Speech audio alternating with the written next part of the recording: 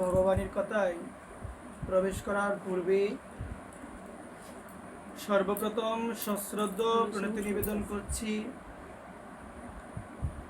রাধা গোবিন্দ ভগবানের রাতুল রাঙ্গা শ্রী চরণ কমলে। সশ্রদ্ধ প্রণতি নিবেদন করছি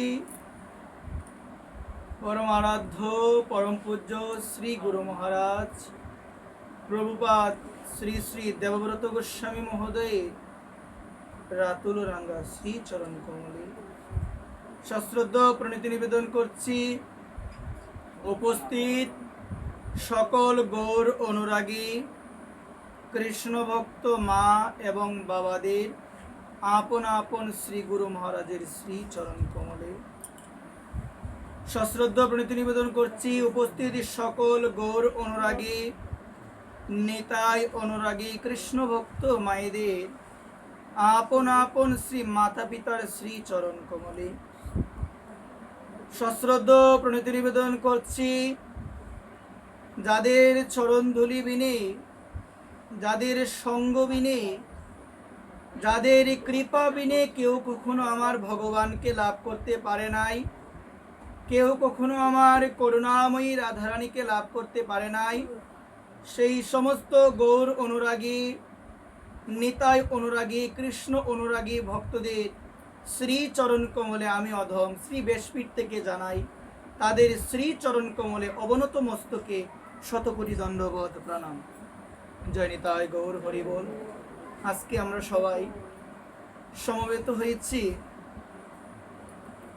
অনাদিরাদি গোবিন্দ সর্বকারণের কারণ সচ্চিদ আনন্দময় ভগবান শ্রীকৃষ্ণ তারই মুখনিসৃত বাণী শ্রীমদ্ ভগবদ গীতার আঙ্গিকে ভাগবতীয় কথা শ্রবণ করার জন্য আজকে আমরা সবাই ভক্ত মেলায় উপনীত হয়েছি।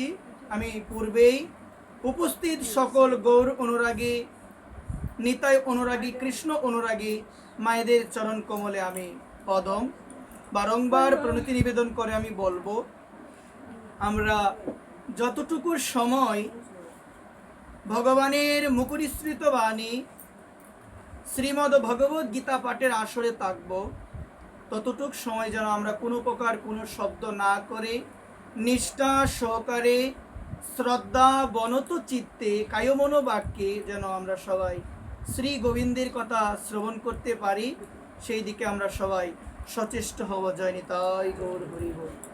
জয় শ্রী রাধেশ্যাম।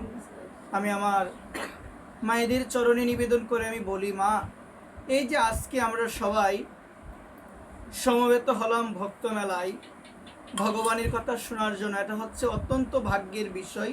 কারণ শাস্ত্র বলছেন বহু জনমের ভাগ্য না থাকলে, বহু জনমের সুকৃতি না থাকলে আমাদের সেই সৌভাগ্য হয় না যে সৌভাগ্যের মাধ্যমে ভক্ত মেলায় সমবেত হয়ে ভগবানের মুখনিসৃত বাণী গীতার কথা আমরা শ্রবণ করার ভাগ্য আমাদের লাভ হয়। একবার বহু জনমের ভাগ্য যদি না থাকে সেই সৌভাগ্য আমরা সবাই অর্জন করতে পারি না। আজকে আমরা যারা যারা শ্রী গোবিন্দের কথা শোনার জন্য, আমার করুণাময়ী রাধারানীর কথা শোনার জন্য আজকে আমরা সবাই সমবেত হয়েছি, আমি সকলের চরণে নিবেদন করে আমরা অত্যন্ত সৌভাগ্যবান।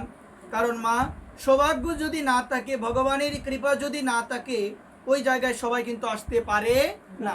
মা, ভগবানের কৃপা যদি তোমার উপরে না থাকে, আমার গোবিন্দের কৃপা, আমার রাধারানীর কৃপা যদি না হয়, মা, রাধারানীর কথা কেউ শুনতে পারে না, আমার গোবিন্দের কথা কেউ শুনতে পারে না। সুতরাং আজকে এই জায়গায় আমরা যারা সমবেত হয়েছে, আমাদের সকলের উপরে একজনের কৃপা আছে, তিনি কে? ভগবান। কারণ ভগবানের কৃপা যদি না থাকে, ভগবানের কথা শুনতে আমরা কেউ সচেষ্ট হব না। তার মানে আজকে আমরা সবাই সমবেত হয়েছি ভগবানের কথা শোনার জন্য। আমি পূর্বেই সকলের চরণে বন্দনাপূর্বক আমি ভগবানের মুখনিসৃত বাণী গীতার কথায় আমি প্রবেশ করব। আমি বারংবার বলছি, কথা কেউ বলবেন না, একটু মনোযোগ সহকারে একটু কায়মনোবাক্যে শোনার চেষ্টা করো।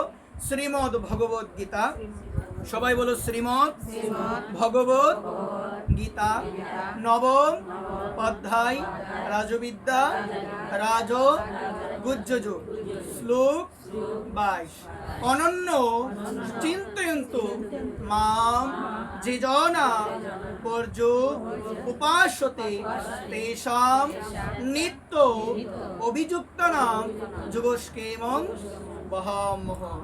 অনুবাদ: অনন্য চিত্তে আমার চিন্তায় মগ্ন হয়ে পরিপূর্ণ ভক্তি সহকারে যারা সর্বদাই আমার উপাসনা করেন তাদের সমস্ত অপ্রাপ্ত বস্তুর ভার আমি বহন করি।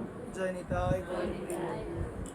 একটু মনোযোগ সহকারে মা যে শ্লোকটা আমরা সবাই মিলে আস্বাদন করলাম, আমি সেই শ্লোকের তাৎপর্যটুকু মায়েদের চরণে আমি নিবেদন করে বলবো। মা, আমার ভগবান অনাদিরাদি গোবিন্দ, সর্বকারণের কারণ সচ্চিদানন্দময় ভগবান বলছেন অনন্য চিত্তে তার আরাধনা করতে হবে। কি চিত্তে? সবাই বলো। আমি যে বিষয়টি উপলব্ধি করতে পেরেছি সে বিষয়টি হলো সংসারে থাকা অবস্থায় অনন্য ভক্তি সহকারে বর্তমান কলিযুগে ভগবানকে ডাকা প্রায় অসম্ভব। ভগবানকে ডাকা প্রায় কি বলো সবাই? অসম্ভব। মা, এই জায়গার মধ্যে এই যে শব্দটা আমরা সবাই বললাম যে ভগবান বলছেন অনন্য চিন্তয়ন্ত মাম যে জনা পর্য উপাসতে, আমার ভগবান বলছেন অনন্য চিত্তে তার আরাধনা করতে হয়। কোন চিত্তে মা? এই যে শ্লোকটি আমি বললাম, এই শ্লোকটি আমাদের গতকালও কিন্তু পাঠের মধ্যে আলোচনা হয়েছে, হয় নাই মা? হয়েছে মা, একটু মনোযোগ সহকারে শোনো। দেখো, আমাদের জীবনে সব থেকে গুরুত্বপূর্ণ কথা হলো যে ভগবানের কথাগুলো শোনার পরে সেই কথাগুলো আমরা আচরণ করতে পারি না, মানে ধরে রাখতে পারি না। আমরা শুনি, আমাদের ভালো লাগে, আমরা শুনি, কিন্তু সেই ভালো লাগাটাকে হৃদয় মাঝে আমরা ধারণ করতে পারি না। যার কারণে আমার ভগবান অনাদিরাদি গোবিন্দ, সর্বকারণের কারণ আমার ভগবান শ্রীকৃষ্ণ, তিনি গীতার মধ্যে কত সুন্দর অমূল্য উপদেশ অর্জুনকে উপলক্ষ করে আমাদের মানব জাতির কল্যাণের জন্য ভগবান বলে গিয়েছেন। আমরাও না মা সেগুলো শুনি, কিন্তু সেগুলো শোনার পরে আমরা সেগুলো ভালোভাবে হৃদয়ঙ্গম আমরা করতে পারি না। এই জায়গায় বলছি মা, একটু মনোযোগ সহকারে শোনো। এই জায়গায় বলছেন অনন্য চিত্তে পরিপূর্ণ ভক্তি সহকারে ভগবানকে ডাকতে হয়। কাকে ডাকতে হয় মা? অনন্য মানে হলো মা, গোবিন্দের চিন্তন আমি যখন করব মা, অন্য কোনো চিন্তা আমার আসবে না মা। মানে আমি সর্বদা গোবিন্দের চিন্তন করব, আমার মধ্যে অন্য কোনো চিন্তা কখনো আসবে না, আমার মধ্যে, আমার মনের মধ্যে অন্য চিন্তা কখনো প্রবেশ করবে না। সর্বদা মা উঠিতে বসিতে আমার কার চিন্তা হবে? আমার ভগবানের চিন্তা হবে। যখন ওই রকম দশা আমাদের প্রাপ্ত হবে তখন বুঝতে হবে যে আমি অনন্য ভক্তি সহকারে ভগবানকে ডাকার আমি প্রয়াসী হয়েছি। তো এই জায়গার মধ্যে ভগবান বলছেন অনন্য ভক্তি সহকারে যে ভক্ত আমার ভগবানকে ডাকে, আমার ভগবান অনাদিরাদি গোবিন্দ সেই ভক্তের বার ভগবান নিজে বহন করে, সেই ভক্তের বার বহন করে। তো জগতে অনেক ভক্ত আছে, আমরা বলি না একটা কথা, বৈষ্ণব মা, এত সহজ বিষয়টা আদৌ নয়। তুমি যদি মা চৈতন্য চরিতামৃত অধ্যয়ন করো তাহলে তুমি বুঝতে পারবে মা বৈষ্ণব কাকে বলে। আমরা মনে করি তিলক দিলে, কণ্ঠিমালা ধারণ করলে, পোশাকটা পরিবর্তন করলে, সাদা পোশাক পরিধান করলে সাধু হওয়া যায়। একটু মা মনোযোগ সহকারে যে বিষয়টি বলবো একটু বিচার করার চেষ্টা করো।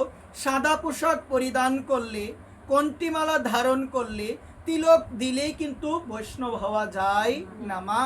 শাস্ত্র বলছে দেখো, বৈষ্ণব মানে হলো বৈষ্ণবতা যদি আমার হৃদয়ে না থাকে মা, আমার আচরণে যদি পরিবর্তন না হয় মা, আমার স্বভাবে যদি পরিবর্তন না হয়, আমি তিলক দিলাম, আমি কণ্ঠিমালা ধারণ করলাম, কিন্তু আমি আমার বদনে সর্বদা অন্যের নিন্দা করি, আমি সর্বদা অন্যের বিষয়ে পরচর্চা করি, আমি সর্বদা অন্যের দোষ দেখি, মানে আমি দিলাম তিলক, কণ্ঠিমালা ধারণ করলাম, কিন্তু আমার এই দোষগুলো দেখা এখনো আমার দূরে যায় নাই।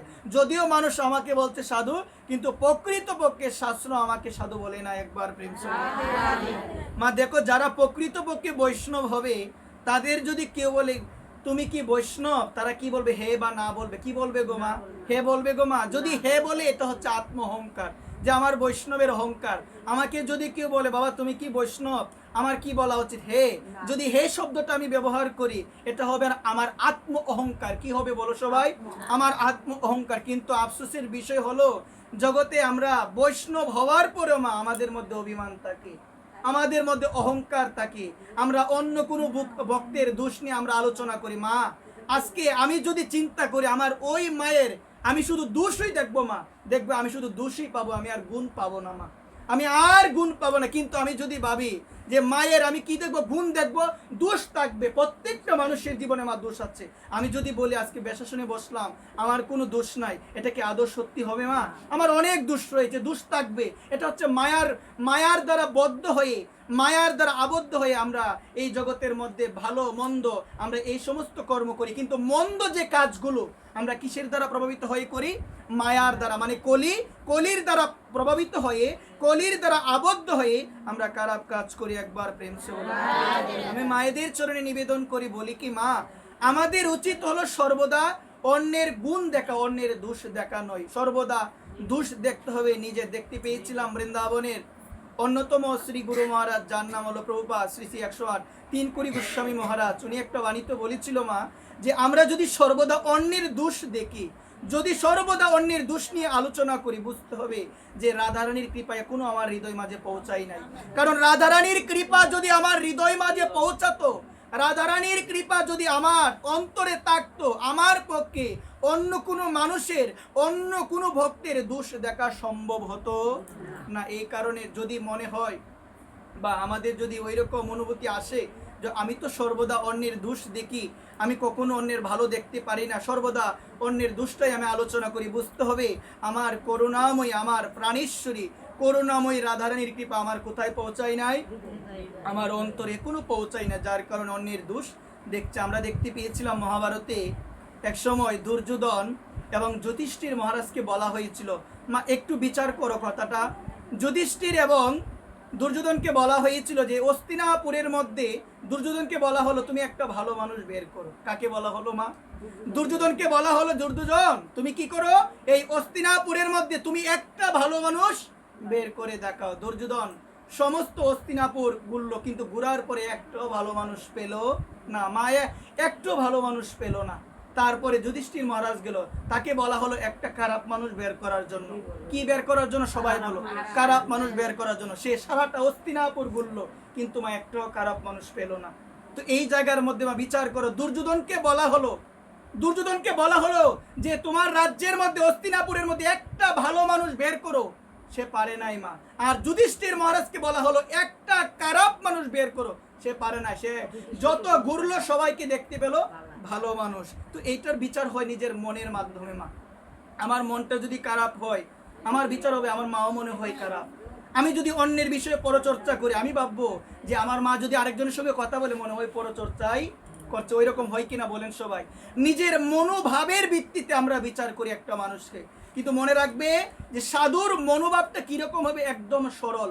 অন্যের বিষয়ে চর্চা নেই, সর্বদা নিজের আত্মদোষের, যে আমার মধ্যে এত দোষ, যে আমার মধ্যে এত দোষ, সমস্ত দোষগুলো আমার মধ্যে রয়েছে। পৃথিবীর সবাই ভালো, একমাত্র খারাপ হলাম আমি। সবাই আমাকে খারাপ বলো, আমি সত্যিই তো খারাপ। এই কথাটা বিচার করার চেষ্টা করো মা। যখন অন্তরে আমাদের ভক্তি জাগরিত হবে, তখন আমাদের পক্ষে অন্য ভক্তির সম্বন্ধে কখনো অন্যের বিষয়ে নিন্দা সমালোচনা করা আমাদের সম্ভব হবে না। একবার প্রেম সে বলো। আজকে যুধিষ্ঠির মহারাজ সে ছিল ভালো, তার মনটা ছিল শুদ্ধ, যার কারণে সারাটা হস্তিনাপুর ঘুরার পরেও মা কি পাই নাই গো মা? একটা খারাপ মানুষও পাই নাই। যার মন যেমন সে ভাবে তেমন, যার মন যেমন সে ভাবে তেমন। সাধু ভাববে সবাই সাধু, চোর ভাববে সবাই চোর। ভাবে কিনা বলো সবাই মা? ভাবে। এই কারণে সকলের চরণে নিবেদন, বৈষ্ণব হওয়া এত সহজ নয়।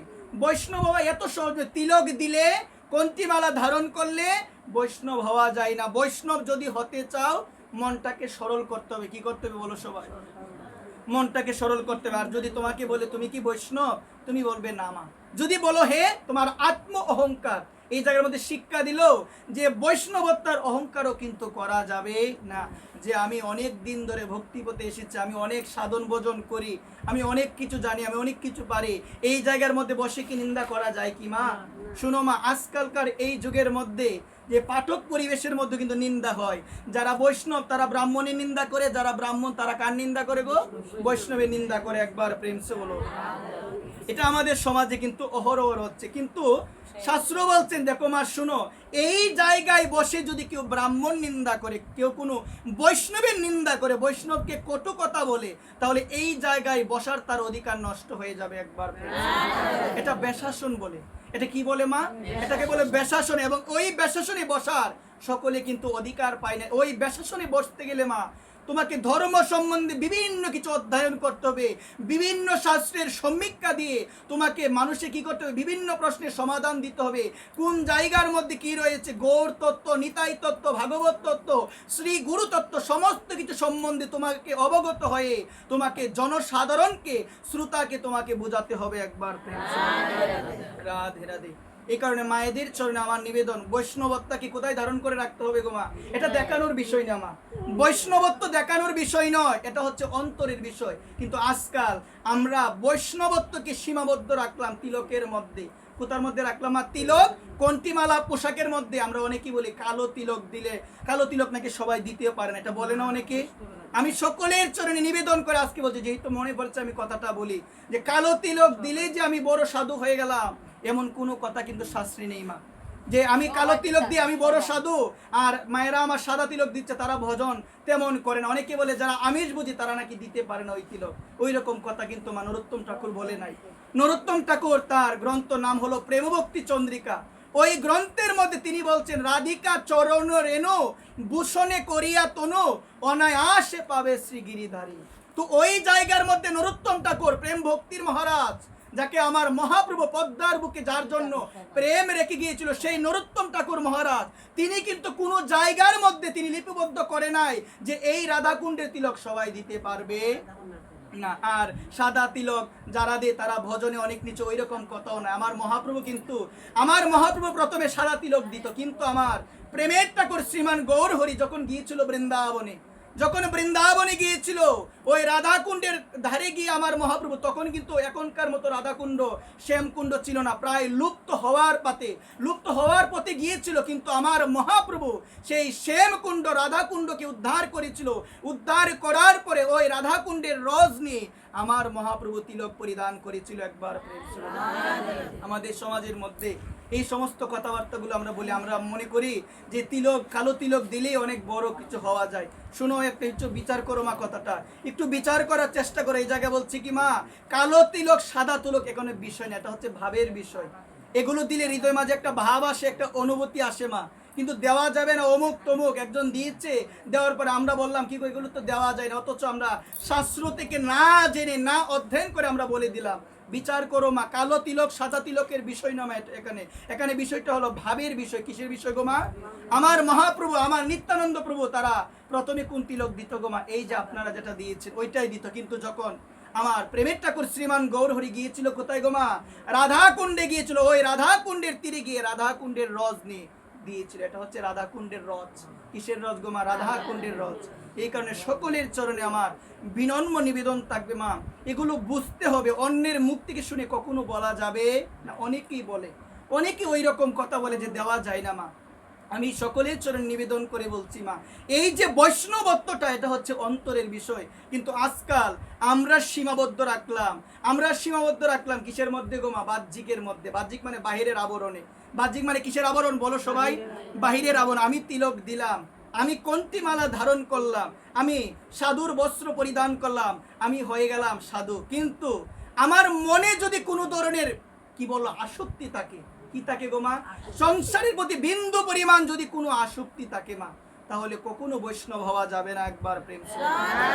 ওই কারণে বলছেন ভগবানকে যেন লাভ করতে পারি। ভগবান গীতায় বলছেন যে কি কি করলে আমার ভগবানকে পাওয়া যায়। এর মধ্যে প্রথমেই আমার ভগবান বলছেন মন মনা ভব, মন দিতে হবে ভগবানকে মা। মা যত কতই শুনো না কেন, যত সাধুর মুখ থেকে ভগবানের কথা শুনো না কেন, মূল কথা হলো একটা, মনটা কাকে দিতে হবে? মনটা কাকে দিতে হবে? কিন্তু মা আমরা অনেক কথা শুনি, আমরা অনেকের আলোচনা শুনি, কিন্তু মন আমরা দিতে পারি নাই, মন দিতে পারি নাই ভগবানকে মা। মন যদি দিতে পারতাম, সর্বদা রাত্রি দিন নাম লয় খাইতে শুইতে তাহার মহিমা বেদে নাহি পারি দিতে। কি শয়নে কি বুঝনে কিবা জাগরণে অহর নিশ চিন্ত কৃষ্ণ বলহ বদনে। সর্বদা আমার গোবিন্দের চিন্তন। তো কার চিন্তন গো মা? গোবিন্দের চিন্তন। আমি মায়েদের চরণে আমি অনুরোধ করে বলি মা, বৈষ্ণবত্বকে একটু বোঝার চেষ্টা করো, সর্বদা হৃদয়টাকে শুদ্ধ করার চেষ্টা করো, এবং ওই হৃদয়কে যদি শুদ্ধ করতে চাও সর্বদা বলিবে বদনে হরে কৃষ্ণ কৃষ্ণ কৃষ্ণ হরে হরে, হরে রাম রাম রাম হরে হরে। মা নাম করতে থাকো, মন লাগুক বা না লাগুক নাম করতে থাকো। এত সহজে তো মন লাগে না মা, লাগে কি মা? অনেকে আজে বাজে কথা বলে, দেখবেন অনেক সময় আমরা বেশিরভাগ সময় আমাদের ঘরেই থাকি, ঘরে থাকি না, কিন্তু মালা নিলে আমরা বের হই না ঘর থেকে মা। বের হই কিনা বলেন সবাই? অনেকে বের হই, যদিও অনেকে বের হয় না, আবার অনেকে বের হয়। মা আমি একটা কথা সকলের চরণ নিবেদন করি বলি মা, মালাটা হচ্ছে একান্তভাবে নেওয়ার চেষ্টা করতে হবে। মানে একান্ত মানে আর কেউ থাকবে না মা। যদি আরেকটা বিষয় আলোচনা হয়, আমি যদি নাম করি তাহলে কাজ হবে কি মা? বলছে কি তুমি যখন নাম করবে, তুমি যখন বলবে বদনে হরে কৃষ্ণ, তুমি যেন তোমার দুই কানে শুনতে পাও, তুমি যেন তোমার দুই কানে শুনতে পাও, এবং তোমার মন এবং তোমার মুখ এক করতে হবে। যদি মন এবং মুখ এক না হয় গোবিন্দকে কখনো পাওয়া যাবে না। একবার কি করতে হবে মা? মন আর মুখ এক। শুনতে থাকো এবং বিচার করার চেষ্টা করো, যে বিচার করবে তার জীবন সার্থক মা। ভক্ত হয়ে গেলাম, নিরামিষ পাই, যমরাজ আমাকে ধরবে না, এত সহজ নয় মা, এত সহজ নয় মা। ভক্ত হয়ে গেলাম, আমি গীতা পাঠ করি, আমি তিলক দিলাম, আমি কন্টিমালা দিলাম, যমরাজ আমাকে ধরবে না, এত সহজ নয় মা। ধরবে যদি আমি মানুষকে দেখাই আমি ভক্ত, যদি আমার ভিতরে যদি আমার সেই পরিমাণ সাধুত্ব না থাকে, ভিতরটা যদি আমার পবিত্র না হয়, ভিতরে যদি আমার সকলের প্রতি প্রেম ভাব, সকলের প্রতি প্রেম বা ভালোবাসা ভাব না থাকে, লোকে আমাকে বলে সাধু, আমিও সবাইকে বলে বেড়াই আমি সাধু, আমি চিন্তা করলাম যমরাজ আমাকে ধরবে না, নরকে আমাকে যেতে হবে না, এত সহজ নয়। একবার প্রেম সে হলো। যদি ভিতর আমার শুদ্ধ না হয় মা, ভিতরে যদি আমার কামনা বাসনা, কাম ক্রোধ লোভ মোহ বাৎসর্য, এগুলো যদি আমার ভিতরে বেশি পরিমাণে থাকে, লোভ মদ মোহ বাৎসর্য, বুঝতে হবে যমরাজ আমাকে একদিন না একদিন ধরবেই ধরবে। একবার প্রেম। এই কারণে মা এক জায়গার মধ্যে বলছেন, অনেকে কটুর কথা মা, নাচিয়া গাইয়া তবু তারা যায় কোথায় গো মা? আমি নৃত্য করলাম ভগবানের নামে, আমি নৃত্য করলাম, আমি গাইলাম ভগবানের নাম, আমার বদনে বললাম, তারপরও যেতে হবে যদি অন্তরটা কিনা হয় গো মা। এই কারণে সকলের চরণে নিবেদন মা, যা কিছুই করো না কেন, বাহিরের আবরণটা যেমনই থাকুক না কেন, ভিতরটা যেন পরিষ্কার হয়। এই সম্বন্ধে দেখতে পেয়েছিলাম একজন অসুর ছিল, যার নাম হলো বৃত্তাসুর। মনোযোগ সহকারে শোনো, ওই বৃত্তাসুর অসুর ছিল, কিন্তু অসুরের জন্ম হওয়ার পরেও, অসুর কুলে বৃত্তাসুরের জন্ম হওয়ার পরেও তিনি ছিল একজন পরম বৈষ্ণব। একবার প্রেম। তাকে হত্যা করার জন্য ভগবানের নির্দেশে দধিচি মনির হাড় দিয়ে বানানো হয়েছিল বজ্র, যেটা ইন্দ্রের হাতে থাকে। কার হাতে থাকে গো মা? বজ্র। কার হাড় দিয়ে মা? দধিচি মনি। তিনি উৎসর্গ করেছিল, তাকে সে নিবেদন করেছিল যে আমার অস্ত্র দিয়ে যেন বধ করা হয়। কাকে? কাকে বধ করে? ওই বৃত্রাসুর অসুরকে। একবার প্রেম সে হলো। ওই বৃত্রাসুর অসুর কুলে জন্ম নেওয়ার পরেও তার বাহিরের আবরণটা ছিল অসুর, কিন্তু ভিতরে ছিল বৈষ্ণবত্ব। একবার প্রেম সে হলো। ওই বৃত্রাসুর অসুরকে বধ করার জন্য দধিচি মুনির হাড় দিয়ে বজ্র বানানো হলো। যখন ইন্দ্রদেব এসেছিল ওই বৃত্রাসুরকে বধ করার জন্য মা, বধ করার জন্য আসার পরে, তখন বৃত্রাসুর বলেছিল যে ভগবানের ইচ্ছাই সব হবে, ভগবান চাচ্ছে আমি যেন মৃত্যুবরণ করি, ভগবান চাচ্ছে আমি যেন দেহ রাখি, ভগবান যা চাইবে তাই হবে। এটা হচ্ছে ভক্তের মনোভাব, যে এই জগতে করার কিছু আমার নাই, আমার ভগবান যেটা আমাকে দিয়ে করাবে সেটাই তো আমাকে করতে হবে, আমার ভগবান যা চাই তাই হবে, আমি চাইলেও তো আর কিছু হবে না। একবার প্রেম সে বলো। বৃত্রাসুর অসুর কুলে জন্ম নেওয়ার পরে তার কি মনোভাব, সে বলছেন কি দেখো মা, সে বলছে ভগবান যেটা চাই সেটাই হবে, ভগবান চাচ্ছে আমার যেন মৃত্যু হয় ওই বজ্র দিয়ে, তাহলে আমি আমার সেই মৃত্যুকে স্বীকার করে নিলাম, কিন্তু মৃত্যুর পূর্বে আমি ভগবানের চরণে আমার মনটা অর্পণ করে আমি আমার দেহটা রাখবো। একবার অসুর কুলে জন্ম নিয়ে কিন্তু মনটা হচ্ছে পরিষ্কার, মনটা হচ্ছে পরিষ্কার। মনে কার প্রতি ভক্তি রয়েছে? আমার ভগবানের প্রতি ভক্তি রয়েছে। এসেছিল ইন্দ্র তাকে মারার জন্য, যুদ্ধ হয়েছে, হাত কেটে দিয়েছে। কার হাত কেটে দিয়েছে? এই বৃত্রাসুরের হাত কেটেছে, পা কেটে দিয়েছে। পা কাটার পরও বৃত্রাসুর অনেক বড় রূপ ধারণ করে সে ইন্দ্রদেবকে গিলে ফেলেছে। গিলে ফেলার পরেও ওই বজ্র দিয়ে তার বুক কেটে বের হয়ে গেছে ইন্দ্রদেব একবার প্রিন্সিপাল হওয়ার পরে অনেক দীর্ঘকাল প্রায় 1 বছর যুদ্ধ হয়েছিল। কয় বছর বলো সবাই? যুদ্ধ হওয়ার পরে তার গলাটা কেটে দিয়েছে। কিন্তু এই জায়গায় বলছে কি জানো মা, যখন ইন্দ্রদেবকে সে গ্রাস করে নিয়েছিল তখনই কিন্তু প্রকৃতপক্ষে বৃত্রাসুর ভগবানের ধামে চলে গিয়েছিল একবার, তখনই গিয়েছিল। তো এই জায়গার মধ্যে যে বিষয়টি মনে রাখতে মা, বৃত্রাসুর অসুর কুলে জন্ম নেওয়ার পরেও মনে ছিল গোবিন্দের প্রতি ভক্তি। সে অসুর কুলে জন্ম নিয়েছিল, মনে ছিল গোবিন্দের প্রতি বিশ্বাস, যার কারণে ওই বৃত্রাসুরকে বলা হয়েছে একজন পরম বৈষ্ণব একবার প্রেম। এই কারণে বৈষ্ণবত্ব তাকে হৃদয়ে। আমার হৃদয় যদি শুদ্ধ না হয় মা, আমার হৃদয় যদি পরিষ্কার না হয়, আমার হৃদয় পরিষ্কার কিনা সেটা অন্য কি বলতে পারবে না মা, সেটা আমি নিজেই বুঝবো। আমার যদি অন্য কারো দোষ দেখতে মন চায় মা, আমি যদি অন্য কাউকে হিংসা করি, শুনো মনোযোগ সহকারে, আমি যদি অন্য কাউকে দেখার পরে আমার ক্রোধ ভাব জাগে মা, মনোযোগ সহকারে শুনো মা, বৈষ্ণব যে অপরাধ হয়, একবার যদি বৈষ্ণব অপরাধ হয়ে যায়, জীবনও আর কোনোদিন কৃষ্ণ তোমার হাতে সেবা গ্রহণ করবে না একবার। অনেকভাবে বৈষ্ণব অপরাধ হয়, অনেকভাবে হয়। আমি ঘরে বসে থাকার পরে কোনো বৈষ্ণব সম্বন্ধে, কোনো সাধু সম্বন্ধে যদি আমার খারাপ চিন্তা হয়, আমি যদি মনে মনে তার বিভিন্ন দোষ নিয়ে মনে মনে আলোচনা করি, তাতেও কিন্তু আমার বৈষ্ণব চরণে অপরাধ হয়ে যাবে একবার। এই জায়গায় বলছি কি মা, বৈষ্ণবতে হয় যদি ক্ষুদ্র অপরাধ, কোটি কোটি ভজনেতে পড়ে যায় বাদ। যদি তোমার বৈষ্ণবতে হয়ে যায় ক্ষুদ্র অপরাধ, তোমার সহস্র কোটি ভজনেতে পড়ে যায় বাদ। এই জায়গার মধ্যে বলছি মা, বৈষ্ণব অপরাধ 6 ধরনের কথা বলছে শাস্ত্র। কয় ধরনের মা? বৈষ্ণবকে দেখার পরে আনন্দিত না হওয়া। আমাদের সমাজে অনেক মানুষ আছে বৈষ্ণবকে দেখার পরে আনন্দিত হয় না, বরং ঈর্ষা বা পোষণ করে একবার প্রেম সে বলো। প্রথম হলো বৈষ্ণবকে দেখে আনন্দিত না হওয়া, দ্বিতীয় হলো বৈষ্ণবের নিন্দা করা, তৃতীয় হলো বৈষ্ণবকে প্রহার করা, মানে বৈষ্ণবকে মারার জন্য, সাধুকে মারার জন্য উদ্যত হওয়া একবার প্রেম। তারপরে বলছে কি মা, বৈষ্ণব সম্বন্ধে আজে বাজে কথা কখনো বলা যাবে না। বৈষ্ণবকে মারতে, নিন্দা করা, সমালোচনা করা, এগুলো বৈষ্ণবের কখনো করা যাবে না। যদি করো মা, কার চরণে অপরাধ হবে সবাই বলো? বৈষ্ণবের চরণে অপরাধ হবে। তো বলছেন কি, বৈষ্ণবকে দেখার পরে মাথা নত না করা, এটাও কিন্তু বৈষ্ণব চরণে অপরাধ। বৈষ্ণবকে প্রহার করা, নিন্দা করা, আনন্দিত না হওয়া, এগুলো হলো অপরাধ। একবার যদি বৈষ্ণবের চরণে অপরাধ হয়ে যায়, তাহলে বলছেন ভগবান অনাদিরাদি গোবিন্দ তিনি কখনো আমাদের সেবা গ্রহণ করবে না, কখনো করবে না। চৈতন্য চরিতামৃত বলছে, দেশের কোনো মানুষ, গ্রামের কোনো মানুষ যদি বৈষ্ণব অপরাধ করে, পরিবারের কেউ নয় মা, চৈতন্য চরিতামৃত বলছে গ্রামের, এই চাতলপাড় গ্রামের মানুষ যদি কেউ কোন শুদ্ধ ভক্তির জন্য অপরাধ করে, সমস্ত গ্রামের মানুষকে তার দণ্ড ভোগ করতে হবে একবার। চৈতন্য চরিতামৃত গ্রন্থ বলছেন বৈষ্ণব অপরাধ এত বিশাল, যদি কেউ একবার বৈষ্ণবের জন্য অপরাধ করে, কোনোদিন ভগবান সেবা গ্রহণ করবে না। আর কোনো বৈষ্ণবের জন্য আমার অপরাধ হয়েছে কিনা সেটা বোঝার লক্ষণ হলো ভগবানের সেবাতে আমার আগ্রহ কমে যাবে, ভগবানের নামে আমার রুচি কমে যাবে, সাধুর প্রতি আমার আগের যে মনোভাব ছিল সেই মনোভাব হ্রাস পেয়ে যাবে। আগে ভালো করে একদম প্রেম সহকারে সেবা দিতাম ভগবানের, এখন আর সেই সেবা দেই না, আগ্রহ কমে গিয়েছে। বুঝতে হবে কার চরণে অপরাধ হয়েছে, কার চরণে অপরাধ হয়েছে? বৈষ্ণবের চরণে। বৈষ্ণবের চরণে যদি অপরাধ হয়ে যায়, ভগবানের সেবা দিতে গেলে, ভগবানের নামেতে তোমার রুচি আগ্রহ কমে যাবে একবার। যদি তুমি বুঝতে পারো কোন বৈষ্ণবের জন্য অপরাধ হয়েছে, তোমার করণীয় হলো তার কাছে গিয়ে মাথা নত করা।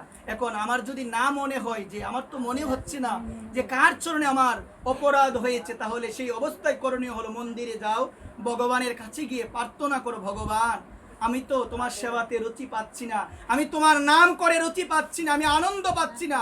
আমার মনে হয় প্রভু কোন বৈষ্ণবের চরণে আমার অপরাধ হয়ে গেছে, প্রভু তোমার চরণে আমার একটাই প্রার্থনা, প্রভু তোমার চরণে আমার একটাই প্রার্থনা, তুমি কৃপা করো। আমি তো জানি না কোন বৈষ্ণবের চরণে আমার অপরাধ হয়েছে, কোন বৈষ্ণবের চরণে আমার অপরাধ হয়ে গেছে, প্রভু তুমি কৃপা করো, তুমি করুণা করো সেই বৈষ্ণবকে, আমি তো জানি না, তুমি কৃপা করো, তুমি করুণা করো, আমি যেন সেই বৈষ্ণব অপরাধ থেকে মুক্ত হতে পারি একবার। ওই রকম ভাবে প্রার্থনা যদি করো তাতেও কিন্তু আমাদের লাভ হবে মা। মা এটা বোঝার বিষয় হচ্ছে কিরকম, আমি ষোলোমালা আগে করতাম, আমি আগে ষোলোমালা করতাম, এখন আমার ষোলোমালা হই না। বুঝতে হবে বৈষ্ণব অপরাধ, বুঝতে হবে কি অপরাধ, সবাই বলো বৈষ্ণব অপরাধ। যে আমাদের অনেক সময় এমনও দিন চলে যায় না আমরা মালা জপ করি না, বিভিন্ন কাজ থাকতে পারে, শাস্ত্র বলছে বিভিন্ন কাজ না, এটা অপরাধের জন্য হয়। কিসের জন্য হয় গো মা? এমনও দিন চলে যায় মালা জপ আমরা করতে পারি না। আমি সকলের চরণে নিবেদন করে বলছি, নামে রুচি যে বিষয়টা, এটা যদি না হয় তাহলে আমার গেপ পড়ে যাবে মা। এই জায়গার মধ্যে বলছি কি, যদি প্রকৃতপক্ষে আমি ভগবানকে ভালোবাসি, আমি যদি আমার গোবিন্দকে ভালোবাসি, গোবিন্দের নাম না জপ করে আমি কোনো কিছু গ্রহণই করব না। যত ধরনের আমার কাজ থাকবে সেই কাজের মধ্যে আমি সময় বের করে নিব, যে একটু সময় আমি আমার প্রাণ গোবিন্দকে যেন দিতে পারি। কাকে দিতে পারি সবাই বলো? প্রাণ গোবিন্দকে। এই কারণে মায়েদের চরণে নিবেদন মা, আর যাই করেন না কেন কোনো বৈষ্ণবের চরণে যেন অপরাধ না হয় মা। যদি হয়ে যায় যা কিছু করো না কেন মা, সাধু সঙ্গ দেখবে মা, অনেক সময় অনেকে ভক্ত সঙ্গ করে, সাধু সঙ্গ করে, রুচি নাই আসে, অনেকে আসে রুচি নাই, কথাগুলো হৃদয় মাঝে হৃদয়ঙ্গম করতে পারে না, ভগবানের নামও করে বিভিন্ন ধরনের কথাবার্তা বলে, ওই রকম কথা যারা বলে নামে রুচি নাই, এটাও কিন্তু বৈষ্ণব অপরাধের একটা লক্ষণ। একবার এটা কোন অপরাধের লক্ষণ? বৈষ্ণব অপরাধের লক্ষণ। নামে রুচি থাকবে না, আর নামে রুচি না থাকলেই তো আমি আজে বাজে কথা বলবো, আর নিতে থাকি, নিতে হয় বলে নিব, কিন্তু ভালোবাসা নাই মা। আমি যদি একজনের সঙ্গে কথা বলে নাম নেই তাহলে তো আমার রুচি এখানে প্রকাশ হলো না। আমার যদি রুচি থাকতো, দেখবে রুচি যখন আমাদের হৃদয়ে আসবে তখন একান্ত একাকীভাবে গোবিন্দের নাম করবার একটা অন্য স্বাদ অনুভূত হবে। শাস্ত্র বলছেন নাম জপ করে যেদিন জাগতিক কুদাও তোমার মনে পড়বে না, দূর হয়ে যাবে, বুঝতে হবে নামের কৃপা তোমার হয়েছে। একবার নাম জপ করে যেদিন জাগতিক কুদা মনে হচ্ছে না কিদা আমার নাম জপতি এতই আনন্দ লাগছে, এক মালা, দুই মালা, তিন মালা, চার মালা করার পরে যদি আরো করতে ইচ্ছে করে, 16 মালা করার পরে যদি মন চায় আরো করবো, বুঝতে হবে নামের রুচি হচ্ছে, বুঝতে হবে নামের রুচি হচ্ছে। আর যদি নামের রুচি না হয় তাহলে বিভিন্ন ধরনের কথাও বলবো, আর নিতে হয় বলে একটা বাধ্যতামূলক নিতে হয় বলে যে গুটিটা পূরণ করলেই হয়, ওই রকম হলে মা হবে না মা। করতে থাকো, আমার তো কোনো দোষ হবে না, আমার তো কোনো ইয়ে নাই, কিন্তু কথা হচ্ছে শাস্ত্র বলছেন, হরিনাম চিন্তামণি গ্রন্থ বলছেন, কোটি জন্ম করে যদি নাম সংকীর্তন, ওই রকম নাম কোটি জন্ম করলেও লাভ হবে না। একবার প্রেম সে শাস্ত্র বলছে মা, একাকী নাম করলে মা 1 বছর 2 বছর গেলে দেখবে অটোমেটিক তোমার নয়নে ভগবানের জন্য জল আসবে, অটোমেটিক 2 নয়নে জল আসবে মা। আসে না কেন মা? আমাদের কর্মটাও কিন্তু ভালো না, আমরা এমন অনেক কর্ম করি যেগুলো শাস্ত্রে বিধিনিষেধ রয়েছে, যেগুলো নিষেধ শাস্ত্রে, এগুলো কিন্তু আমি বলতেও পারবো না, কিন্তু আমি 2 চোখে দেখতে পাচ্ছি অনেক মানুষ বিভিন্ন ধরনের কর্ম কিন্তু তারা করছে যেগুলো একদম শাস্ত্র নিষিদ্ধ কর্ম। একবার প্রেম একদম নিষিদ্ধ কর্ম, সেগুলো যদি পরিত্যাগ নাই করতে পারি মা, মানে সেগুলো যদি পরিত্যাগ নাই করতে পারি কোনো লাভ হবে না। ওইখানে বলছে কি মা, পরিপূর্ণভাবে ভগবানের সেবা করো, কোনো ধরনের কুৎ যেন না থাকে, কোনো ধরনের ত্রুটি যেন না থাকে, ভগবানের সেবা করবে একদম পরিশ্রম করা অর্থ দিয়ে শ্রী গোবিন্দের সেবা ভালোবেসে করতে হবে, তাহলে আমার সেই সেবা গ্রহণ করবে একজন, তিনি কে? শ্রী গোবিন্দ গ্রহণ করবে। একবার প্রেম সে আমি মায়েদের চরণে নিবেদন করি, বলছে আমি যে বিষয়টি বলেছিলাম যে বৈষ্ণবত্তা হলো কোথায় গো মা? হৃদয়ে থাকবে। এটা কাউকে দেখানোর বিষয় নয় মা, এটা কাউকে দেখানোর বিষয় নয়। তোমার হৃদয়ে যখন শুদ্ধ ভক্তির উদয় হবে অন্য কোনো কামনা আর থাকবে না মা, অন্য কোনো কামনা থাকবে না, শুধু কামনা থাকবে একটাই, যেন আমি সর্বদা গোবিন্দের নাম করতে পারি, আমি সর্বদা যেন আমার প্রাণ গোবিন্দকে ডাকতে পারি, আমি সর্বদা যেন আমার করুণাময়ী রাধারানীকে ডাকতে পারি।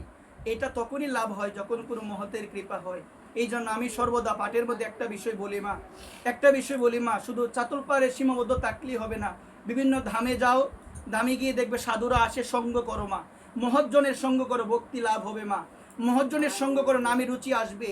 মহৎজনের চরণে ধরে একটাই প্রার্থনা করো, নামে রুচি হচ্ছে না, কৃপা করো, দয়া করো। মহৎজনের কৃপাতে, মহৎজনের দয়াতে নামে রুচি আসবে, মহৎজনের কৃপাতে অন্তরে ভক্তি লাভ হবে। শুধু এই জায়গার মধ্যে সীমাবদ্ধ থাকলে হবে না। মহৎজন অনেকে আমাদের সমাজের চাতলপাড়ের মধ্যে বিশেষ করে মহৎজন অনেকে আমরা আনতে পারি না, কারণ আমাদের মধ্যে অনীহা কাজ করে। বৃন্দাবন থেকে অনেক গুরু গোসাই কিন্তু আসে, বাংলাদেশি আসে, কিন্তু আমাদের সেই সৌভাগ্য হয় না।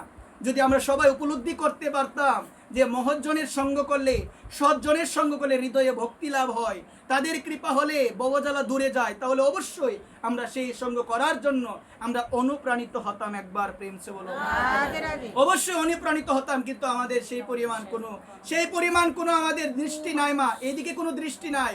আমরা ভাবছি গড়ে আছি, সেবা করছি, পেয়ে যাব। এত সহজ কিন্তু বিষয়টা আদৌ নয়।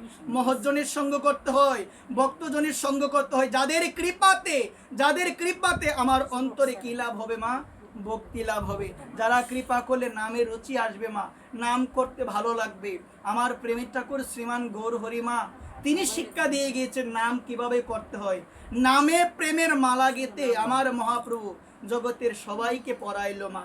কিন্তু এই জগতের মধ্যে এমনও কিছু আমরা মানুষ রয়েছি, আমরা সেই নামে প্রেমের মালা সেটাকে আমরা কি করতে পারি না, ধারণ করতে পারি না। একবার প্রেম ধারণ করতে পারি না। এই জায়গার মধ্যে আমার মহাপ্রভু অনেক অনেক শিক্ষা তিনি দিয়েছেন, কিভাবে নাম করতে হয়, ভক্ত সঙ্গ কিভাবে করতে হয়। আমার মহাপ্রভু তিনি নাম করতেন আর ভূমির মধ্যে গড়াগড়ি দিতেন। কেন মাগো গড়াগড়ি কেন দিতেন? আমার ভগবান তিনি কেন গড়াগড়ি দিতেন? তিনি গড়াগড়ি এই জন্য দিতেন যে ভক্তদের চরণ দোলায় গড়াগড়ি দিলে ভক্তি লাভ হয়। ভক্তদের চরণ দোলার মধ্যে গড়াগড়ি দিলে অন্তরে শুদ্ধ প্রেম জাগরিত হয়। একবার প্রেম, অন্তরে শুদ্ধ প্রেম জাগরিত হয়। এই কারণে বলছে মহৎজনের সঙ্গ করতে হয়। তাদের কাছে আমি ধন চাই না মা, তাদের কাছে আমি জন চাই না, তাদের কাছে আমি কোনো কিছু কামনা করি না, সংসারের কোনো কিছু কামনা করি না। তাদের কাছে একটাই যেন কামনা হয়, যেন আপনারা যদি কৃপা করেন, আপনাদের কৃপা যদি আমার উপরে বর্ষিত হয়, তাহলে গোবিন্দের প্রতি আমার শুদ্ধ প্রেম জাগরিত হবে। একবার গোবিন্দের প্রতি শুদ্ধ প্রেম জাগরিত হবে। এই কারণে মা আমার মহাপ্রভু এক সময় সমুদ্রের জলে জাপ দিয়েছিল। কোন জলে বলো সবাই মা? সমুদ্রের জলে জাপ দিয়েছিল।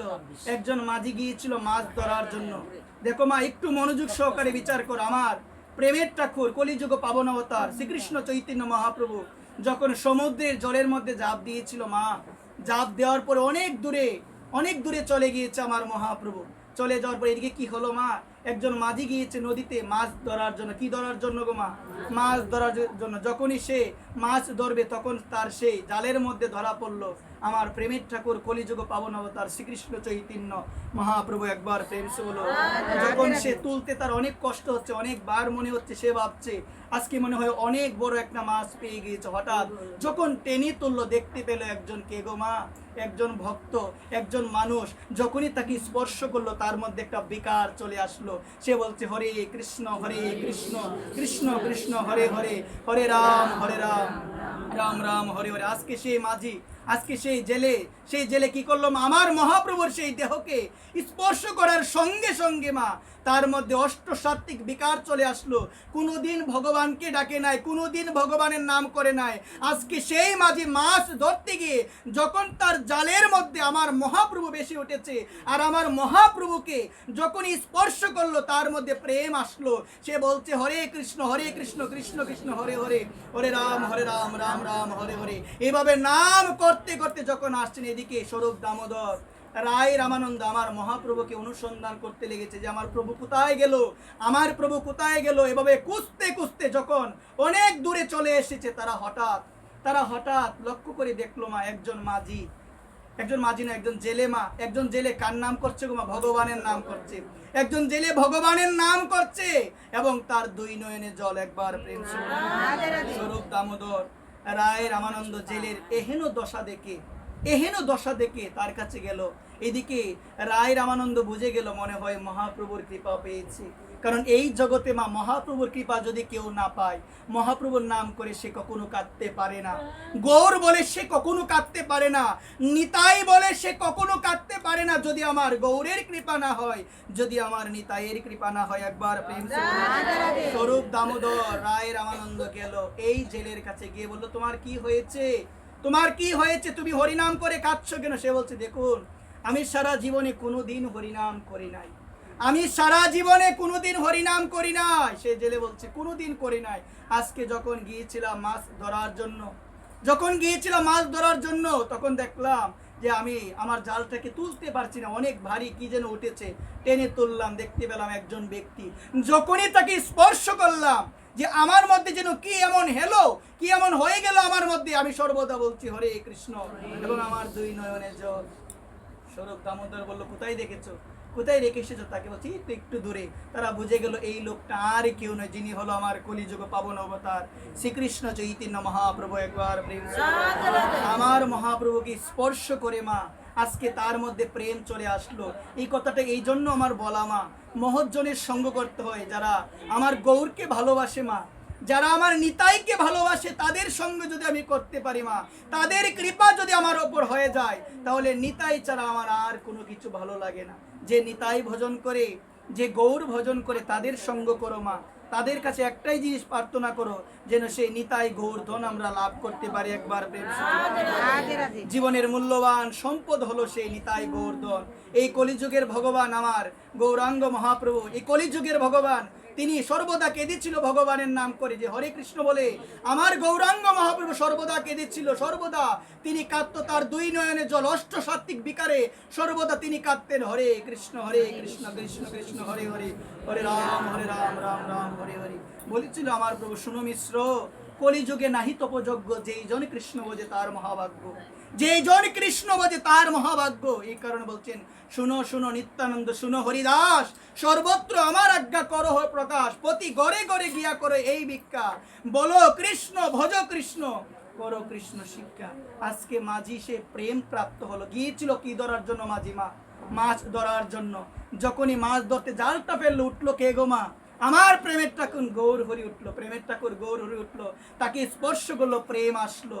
আর স্বরূপ দামোদর রায় রামানন্দ মাঝির মুখে কথা শুনে বুঝে গেল উনি হচ্ছে আমার ভগবান, প্রেমের ঠাকুর শ্রীমান গৌর হরি, যাকে স্পর্শ করলে প্রেম তরঙ্গ চলে আসে। ঠিক সেই রকম এই জায়গার মধ্যে মা কথা হলো, যে গৌরকে ভালোবাসে মা, যে নিতাইকে ভালোবাসে, তার সঙ্গ করো মা।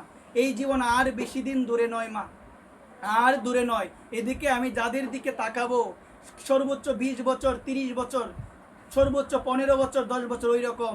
এখনো এমনও অনেক আছে 5 বছর, 2 বছর, 1 বছরের মধ্যে মারা যাবে। একবার প্রেম, এমনও অনেক আছে মা। শুনো মা, বিচার করার চেষ্টা করো, এই সাদের জীবন আর বেশি দিন দূরে নয়, শেষ হয়ে যাবে। কি রঙের আসে আমার মুখের মধ্যে মা, সংসারে আবদ্ধ হয়ে কত ঝগড়া, টাকা পয়সা নিয়ে কত কিছু হচ্ছে, একটাবার বিচার করার সময় নাই। জগতে আসিলাম কেন, জগতে কি জন্য ভগবান নরদেহ মানব দেহ দান করে পাঠিয়েছে, চিন্তা নাই। অনুভূতিতে আসে না। মাঝে মধ্যে গীতা পাঠ হয়ে যায়, আবার চলে যায়, আবার ঘুম দেই, দিন যাচ্ছে, রাত্রি যাচ্ছে, এভাবে যে আমার পরমায়ু থেকে দিনগুলো কমে যাচ্ছে, অনুভূতিতে এখনো আসে না মা, অনুভূতিতে এখনো আসে না। মনে রাখো একটা কথা, এই যে মানব দেহ পেয়েছি, আজে বাজে ভাবে অপচয় করার জন্য নয়, কৃষ্ণ ভজন করার জন্য এই দেহটা পেয়েছি। একবার প্রেম সে বলো। প্রভু জগৎ বন্ধু সুন্দর বলেছিল, এই মানব দেহ পেয়েছি পাপ করার জন্য নয়, এই মানব দেহ পেয়েছি ভগবানকে ডাকার জন্য। কাকে ডাকার জন্য গো মা? ভগবানকে ডাকার জন্য। এখন আপনি যদি মনকে প্রশ্ন করেন যে আপনি আপনার এই জীবনে কতটুকু ভক্তি পালন করেছেন, আপনি আপনার এই জীবনে মন কতটুকু অর্পণ করতে পেরেছেন ভগবানকে, আপনি আপনার এই জীবনে কতটুকু ভক্ত সেবা করতে পেরেছেন। কলিযুগের মধ্যে সবথেকে বড় সেবা হলো বৈষ্ণব সেবা, এর উপরে আর কোনো সেবা হতে পারে না। যারা আমরা আমাদের শ্রী গোবিন্দ আঙ্গিনার মধ্যে মহৎজন বৈষ্ণব জনের আমরা সেবার আয়োজন করি, আমাদের সর্বপ্রথম করণীয় হলো বৈষ্ণব সেবা করতে গেলে যে আগামীকাল আমাদের বাড়িতে যে বৈষ্ণব আসবে, ওই শ্রী গোবিন্দ আঙ্গিনে যে বৈষ্ণব আসবে, কি জ্ঞানে সেবা করতে হবে? বিষ্ণু জ্ঞানে সেবা করতে হবে। একবার প্রেম সে বলো। বৈষ্ণবকে বিষ্ণুর জ্ঞানে সেবা করতে হবে। উনি কোনো সাধারণ মানুষ নয়। আপনার শ্রী গোবিন্দ আঙ্গিনা বৈষ্ণব সেবার আয়োজন করেছেন, যত মহৎজন আপনার শ্রী আঙ্গিনায় আসবে তাদেরকে বিষ্ণুর জ্ঞানে তাদের সেবা করতে হবে, তাহলে আপনার বৈষ্ণব সেবা সার্থক হবে। একবার প্রেম সে বলো। কোন সেবা সার্থক হবে গো মা? বৈষ্ণব সেবা সার্থক হবে। এই কারণে মায়েদের চরণে আমার নিবেদন। আরেকটা জিনিস মনে রাখবেন, বৈষ্ণব সেবার মধ্যে গিয়ে অনেক সময় দেখবেন কোনো জিনিস যখন রান্না হয়, রন্ধন হয়, আমাদের অনেক সময় টেস্ট ভালো লাগে না, আমরা কমেন্ট করি, এটা কখনো করা যায় না মা। যদি বলতে হয় পরবর্তীতে বলো অন্যভাবে, কিন্তু সবার সম্মুখে এটা বলিও না। আরেকটা কথা মনে রাখবে, বৈষ্ণব সেবা গিয়ে যে তোমাকে যা দিবে তাই নিতে হবে, নিজে অযাচিতভাবে কোনো কিছু চাওয়া যাবে না। একবার আমরা দেখবেন আপনি দিয়ে দিবেন, আপনি খুঁজ রাখবেন, আপনার বাড়িতে যখন কোনো বৈষ্ণব আসবে, আপনি যখন তাদের সেবা দিবেন, আপনি লক্ষ্য রাখবেন তাদের কোন জিনিসটা ভালো লাগছে এবং কোন জিনিসটা দিলে ভালো সে পাবে, ওই রকম আপনি লক্ষ্য রাখবেন। আমি যদি চাই তাহলে এটা হলো না মা। বৈষ্ণব কখনো সে অযাচিতভাবে কোনো কিছু কারো কাছে চাইবে না। একবার প্রেম চৈতন্য চরিতামৃতে খুব সুন্দর ব্যাখ্যা রয়েছে। অনেক সময় দেখবেন আমরা চাই না মা, আমরা জানি না বিদায় আমরা চাই। বৈষ্ণব সবার আয়োজন হলো, মা আমার এটা ভালো লেগেছে দাও, শাস্ত্র বলছে চাওয়া যাবে না। একবার প্রেম সে বলো চাওয়া যাবে না। এই কারণে মা আমি সকলের চরণে নিবেদন করছি, আমাদের অন্তরটাকে যদি শুদ্ধ আমরা না করতে পারি মা, অন্তর যদি শুদ্ধ না হয় আর ওই কুসংস্কারকে ধর্ম পালন প্রকৃতপক্ষে না করে মা, গতকালও একটা কথা আমরা সবাই শুনেছি, মাম একং, আর কারো নয়, মাম একং শরণং ব্রজ, একমাত্র আমার শরণ নিতে হবে। বলেছেন না মা কথাটা, গীতার মধ্যে ভগবানও বলছেন। আমরা শ্রী নিতাই সাধুর শ্রীমুক্তিকে আমরা শুনেছিলাম। আমরা সকলের শ্রীচরণে আমি নিবেদন করে যে বিষয়টি আমি বলবো মা, কথাগুলো যারই পাঠ শুনো না কেন একটু বিচার করো। ভগবান গীতায় বলছেন তমেব শরণং গচ্ছ সর্বভাবেন ভারত। ভগবান গীতায় বলছে সর্বধর্মানো পরিত্যাজ্য, সব ধর্ম ত্যাগ করো। সব ধর্ম মানে কোন ধর্ম? বুদ্ধ ধর্ম, খ্রিস্টান ধর্ম, এগুলো মা, এগুলো নয় মা। রাজ ধর্ম, ক্ষত্রিয় ধর্ম, ব্রাহ্মণ ধর্ম, বৈশ্য ধর্ম, শূদ্র ধর্ম সব ত্যাগ করো, একমাত্র আমাকে ভজনা করো, একমাত্র আমার চরণে আত্মসমর্পণ করো, আর কিছু না। মা মেকং, একমাত্র আমার। ভগবান বলছে একমাত্র আমার চরণে মনটা অর্পণ করো, তোমাদের সমস্ত পাপ থেকে সর্ব পাপভ্য মুক্ত হিসাবে মা সূচ আমি মুক্ত করে দিব মা সূচ, কোনো সন্দেহ নাই। ভগবান বলছেন, ভগবানের মুখের কথা আমরা কতটুক মানি মা, আমরা কতটুক মানি? আমি মায়েদের চরণে নিবেদন করে বলছি, প্রতিদিন সেবা দাও, প্রতিদিন বিগ্রহ অর্চনা করো, যাই করো বিগ্রহ সেবা, যদিও অনেক কঠিন, আমরা চিত্রপট অর্চনা করি। সকলের চরণে নিবেদন, আমরা প্রতিদিন সেবা দিতে গিয়ে শ্রী গোবিন্দের নিকটে একটাই প্রার্থনা, শ্রী গোবিন্দের নিকটে একটাই প্রার্থনা, সাধু সন্তের সমাগম যেখানে হয় সেখানে যেন আমি যেতে পারি। সাধু সন্তের প্রতি যেন আমার কখনো আমার হৃদয়ে বিদ্বেষ ভাবাপন্ন মনোভাব সৃষ্টি না হয়। একবার সাধুকে দেখলে, সাধুর ললাটে ঊর্ধ্বপুণ্ড তিলক দেখলে আমার অন্তরে যেন ভালোবাসা কাজ করে। হরিভক্তি বিলাস গ্রন্থ বলছেন, কোন শুদ্ধ ভক্ত যখন রাস্তা দিয়ে হেঁটে যায়, তাদের ললাটে যখন ঊর্ধ্বপুণ্ড তিলক আমরা যখন আমাদের দুই নয়নে দেখব, হরিভক্তি বিলাস গ্রন্থের মধ্যে সনাতন গোস্বামীপাদ বলছেন আমাদের সমস্ত পাপ দূরে চলে যাবে। একবার এই কারণে অনেক সময় দেখা যায় বৈষ্ণব সাধু রাস্তা দিয়ে হেঁটে গেলে আমরা অনেক সময় তাদের দিকে তাকাইও না। আমি মায়েদের চরণে বলবো মা, যদি হরে কৃষ্ণ বলতে লজ্জা লাগে মনে মনে বলো, যদি না বলো বৈষ্ণব চরণে অপরাধ হয়ে যাবে। একবার কোনো বৈষ্ণব মা তোমার সামনে দিয়ে হেঁটে যাচ্ছে, আমি এই কথাটি এই জন্য বলছি মা, যদি এটা তুমি না করো তোমার অপরাধ হবেই হবে মা। মনে মনেও তোমাকে স্মরণ করতে, অনেক সময় দেখা যায় আমরাও ব্যস্ত থেকে আমাদের স্মরণ হয় না মা।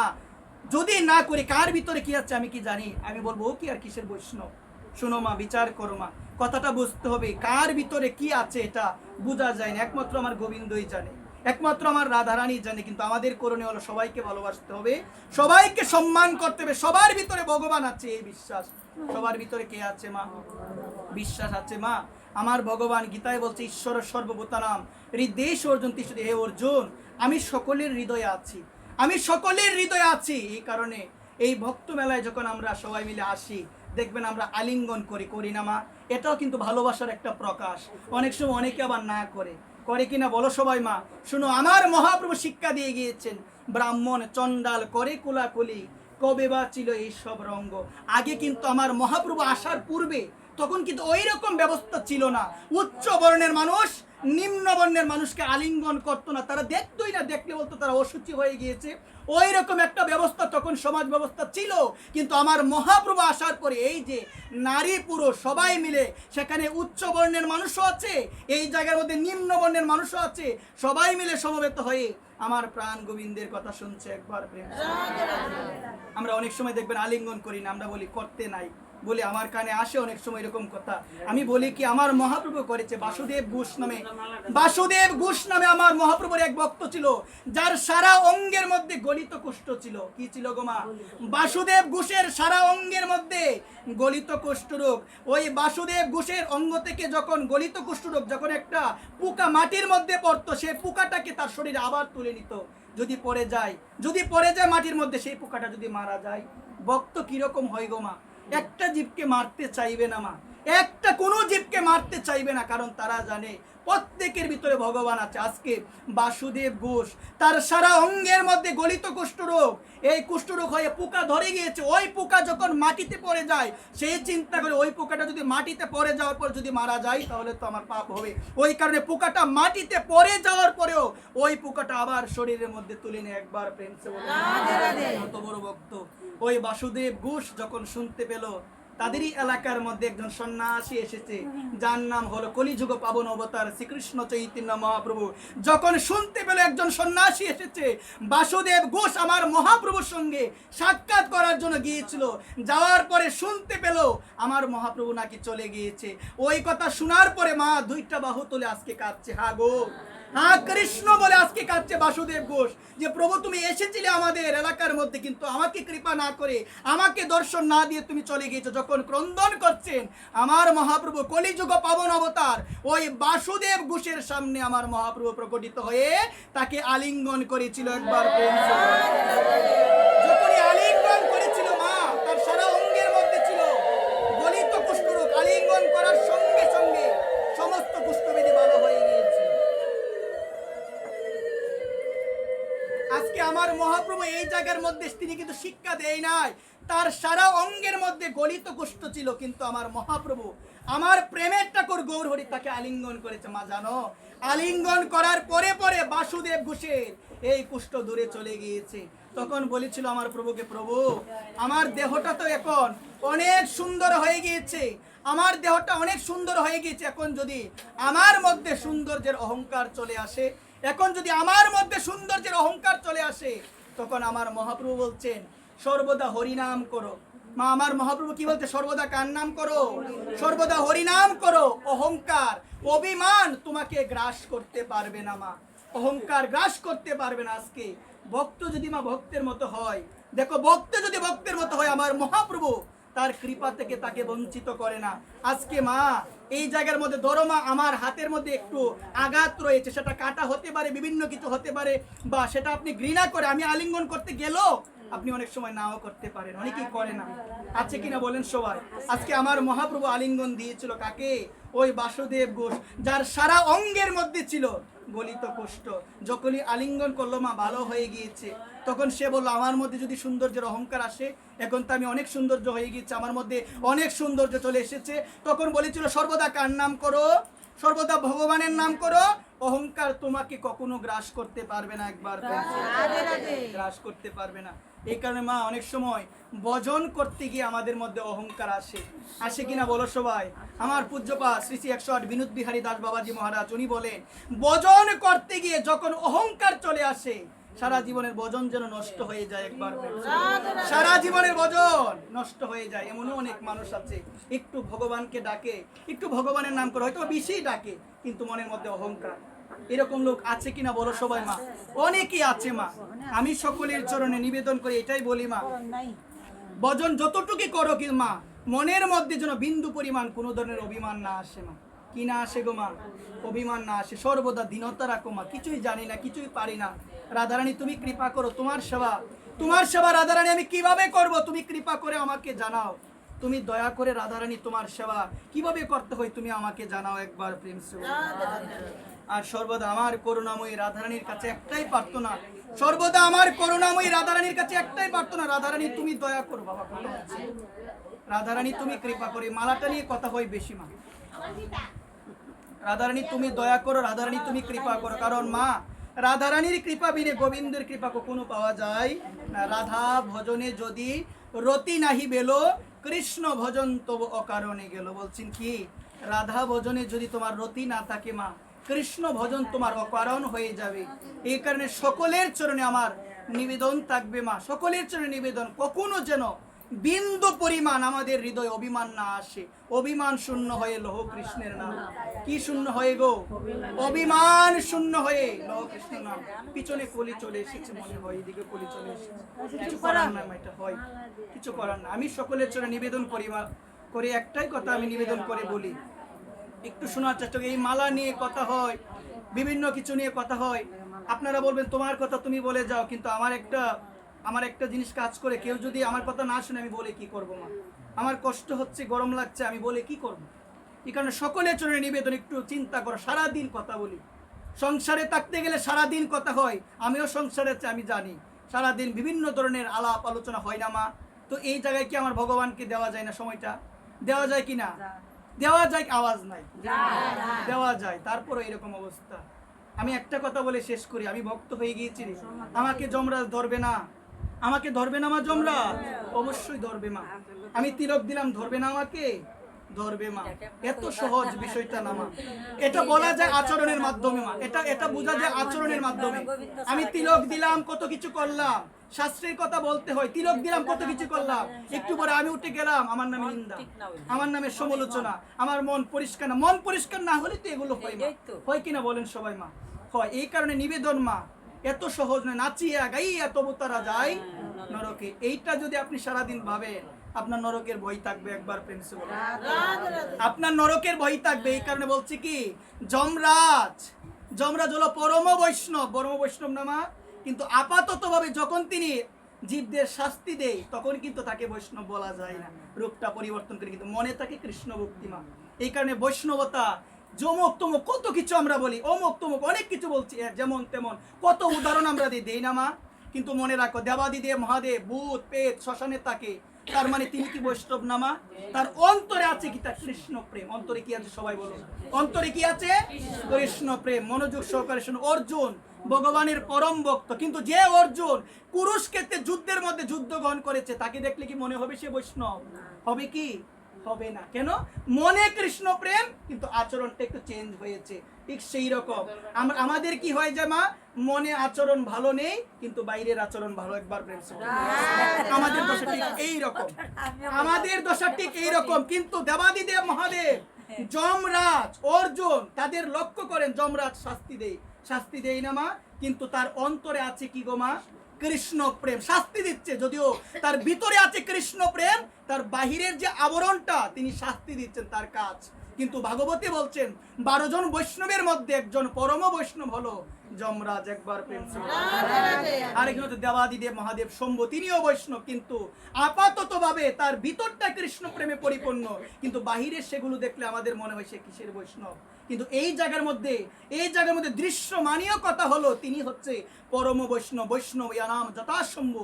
ভাগবতী বলছে, কি বলছেন ভাগবতী? নিম্ন জ্ঞানাং যথা গঙ্গা দেবানাম অচ্যুত তথা বৈষ্ণব ইয়ানাম যথা শম্ভু পুরাণাম ইদম তথা। বলছেন কি, যত নদী রয়েছে সমস্ত নদীর মধ্যে শ্রেষ্ঠ হলো গঙ্গা, যত দেবতা রয়েছে সমস্ত দেবতার মধ্যে শ্রেষ্ঠ হলো অচ্যুত, যত বৈষ্ণব রয়েছে সমস্ত বৈষ্ণবের শিরোমণি হলো দেবাদিদেব মহাদেব।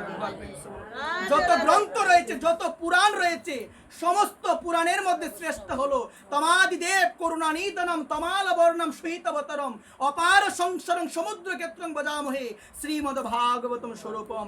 শ্রীমদ ভাগবত মহাপুরাণ হচ্ছে সমস্ত পুরাণের মধ্যে শ্রেষ্ঠ পুরাণ। একবার প্রেম। অর্জুনের ভিতরে কৃষ্ণ প্রেম, এবং বাহিরে আমরা দেখতে পাচ্ছি কুরুক্ষেত্রে যুদ্ধের মধ্যে অনেককে মারছে। ঠিক সেই রকম তদ্রূপ আমাদের ভিতরটাকে শুদ্ধ করতে হবে, বাহিরটাকে মানুষের কাছে ভালোভাবে উপস্থাপিত করলে চলবে না। আমি বাহিরে মানুষের সঙ্গে ভালো ব্যবহার মিষ্টি আচরণ করি, কিন্তু ভিতরে যদি আমার সেই অনুভূতি না থাকে মা। দেখো, চাণক্য পণ্ডিত বলেছেন পৃথিবীর মধ্যে 2 ধরনের হিংস্র প্রাণী রয়েছে। কয় ধরনের হিংস্র প্রাণী? চাণক্য পণ্ডিত বলেছেন পৃথিবীর মধ্যে কয় ধরনের হিংস্র প্রাণী? 2 ধরনের। মধ্যে একজন হলো সাপ, যে মানুষকে দংশন করে, আরেকজন হলো মানুষ। একবার চাণক্য পণ্ডিত বলছেন ওই সাপের থেকেও বেশি হিংস্র প্রাণী হলো মানুষ। মানুষ মুখে বলে ভালো কথা, সামনে ভালো দেখায়, কিন্তু পিছনে বিভিন্ন ধরনের ওইরকম অনেক মানুষ রয়েছে। 2-3 জন মিলে মা অন্যের বিষয়ে আলোচনা করে, তুমি উঠে যাও, তোমার বিষয়ে তখন আলোচনা হবে। হবে কিনা মা বলো সবাই? আমি 3 জন মিলে বসলাম, অন্যের বিষয়ে আলোচনা, তুমি উঠে যাও আলোচনা। এখানে সকলের চরণে নিবেদন, সংসারে আপন কেউ হতে পারে না, সংসারে আপন কেউ হতে পারে না। দম্ভ অভিমান, এই যে দম্ভ অভিমান, এগুলো হলো আসরিক লক্ষণ। এগুলো কিসের লক্ষণ সবাই বলো? আসরিক লক্ষণ। এই লক্ষণ হৃদয়ে থাকলে হৃদয়ে প্রেম আসবে না, হৃদয়ে কখনো প্রেম আসবে না। আর প্রেমকে যদি হৃদয়ে ধারণ করতে চাও, হৃদয় থেকে অভিমানকে দূরে সরাও, হৃদয় থেকে অন্যের প্রতি ক্রোধ দূরে সরাও, অন্যের প্রতি দেশ ভাব দূরে সরাও, সকলের প্রতি রাখো শুধু একমাত্র প্রেম আর ভালোবাসা। একবার প্রেম, তাহলে তুমি ভগবানকে লাভ করতে পারো। আমি সকলের চরণে নিবেদন করছি আমাদের বিতর্কে যেন শুদ্ধ করতে পারি। আর ওই বিতর্কে শুদ্ধ করার জন্য, ওই বিতরের আসরিক প্রবৃত্তিকে দূর করার জন্য আমার মহাপ্রভু এই কলিযুগের মধ্যে তিনি অস্ত্র ধারণ করেন। তিনি বলছেন, আমি এবে না অস্ত্র ধরিব, এই যুগে আমি অস্ত্র ধারণ করব না, এবে না প্রাণী মারিব, আমি কাউকে প্রাণী মারব না, আমি সকলের চিত্ত শুদ্ধি ঘটাইব, যে আমি অস্ত্র ধারণ করব না, সকলের হৃদয়ে যে আসরিক প্রবৃত্তি রয়েছে আমি নামে প্রেমের মালা গেতে সেটা দূর করে দিব। একবার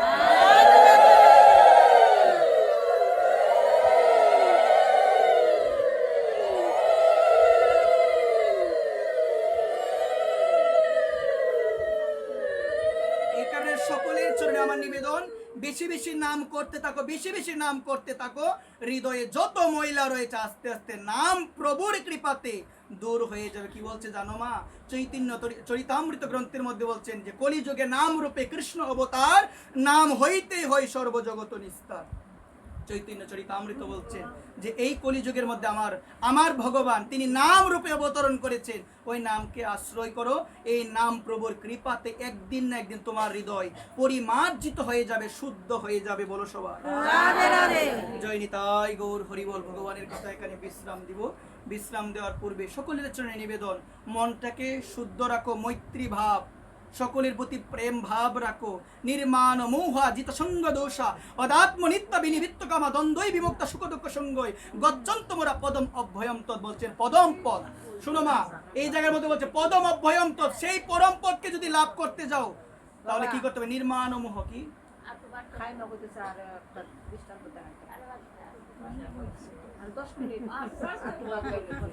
নির্মাণ মোহ। এখানে অনেক মানুষ থাকে, অনেকে কোমরের সমস্যা, বিভিন্ন সময় বসতে পারে।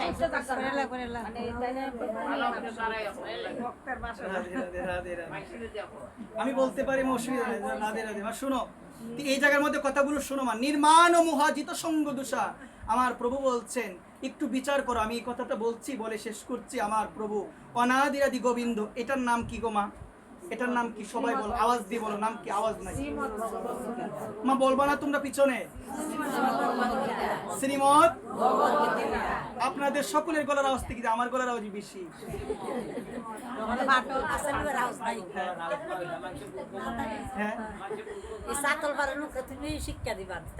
এটা হচ্ছে মা শ্রীমদ ভগবত গীতা।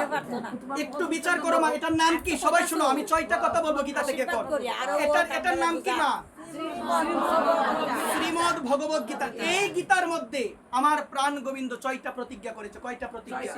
6টা প্রতিজ্ঞার মধ্যে আমার প্রাণ গোবিন্দ ব্যক্ত করেছেন।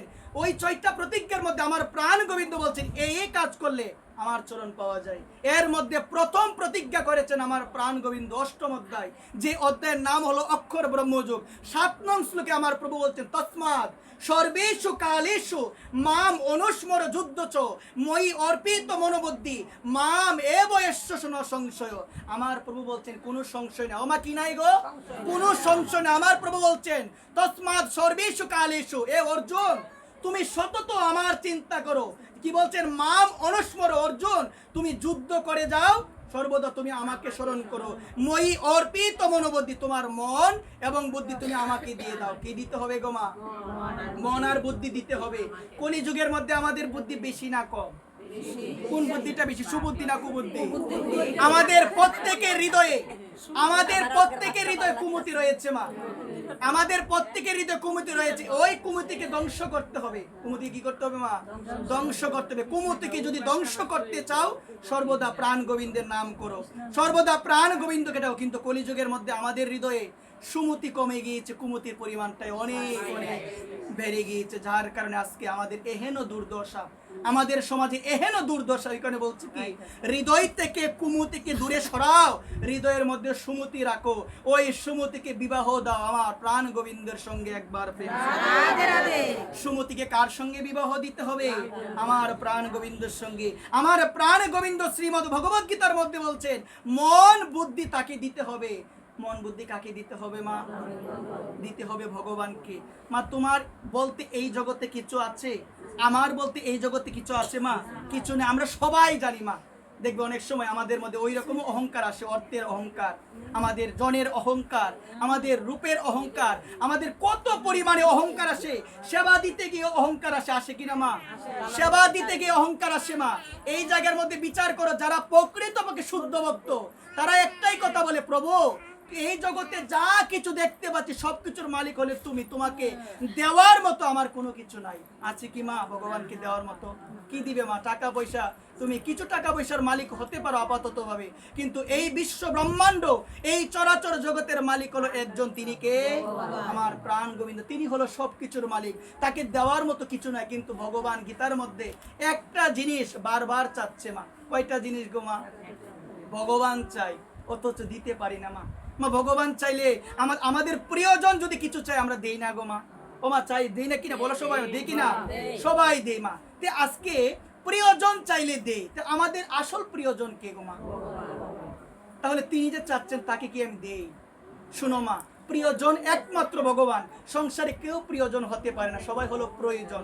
মা লেবুটা নেই না আমরা তালার মধ্যে, যখন আমরা অন্ন আহার করি কতক্ষণ রাখি লেবুটাকে? যতক্ষণ রস থাকে, তাই না মা? যতক্ষণ রস থাকে আমি রাখি। তো এই জায়গায় আমি বিচার করো, আমি বললাম সংসারে সবাই হলো আমার প্রিয়জন, সংসারে সবাই হলো আমার প্রিয়জন। তো এই জায়গার মধ্যে শাস্ত্র বলছেন, সংসারে কেউ প্রিয়জন নয়, সবাই প্রয়োজন।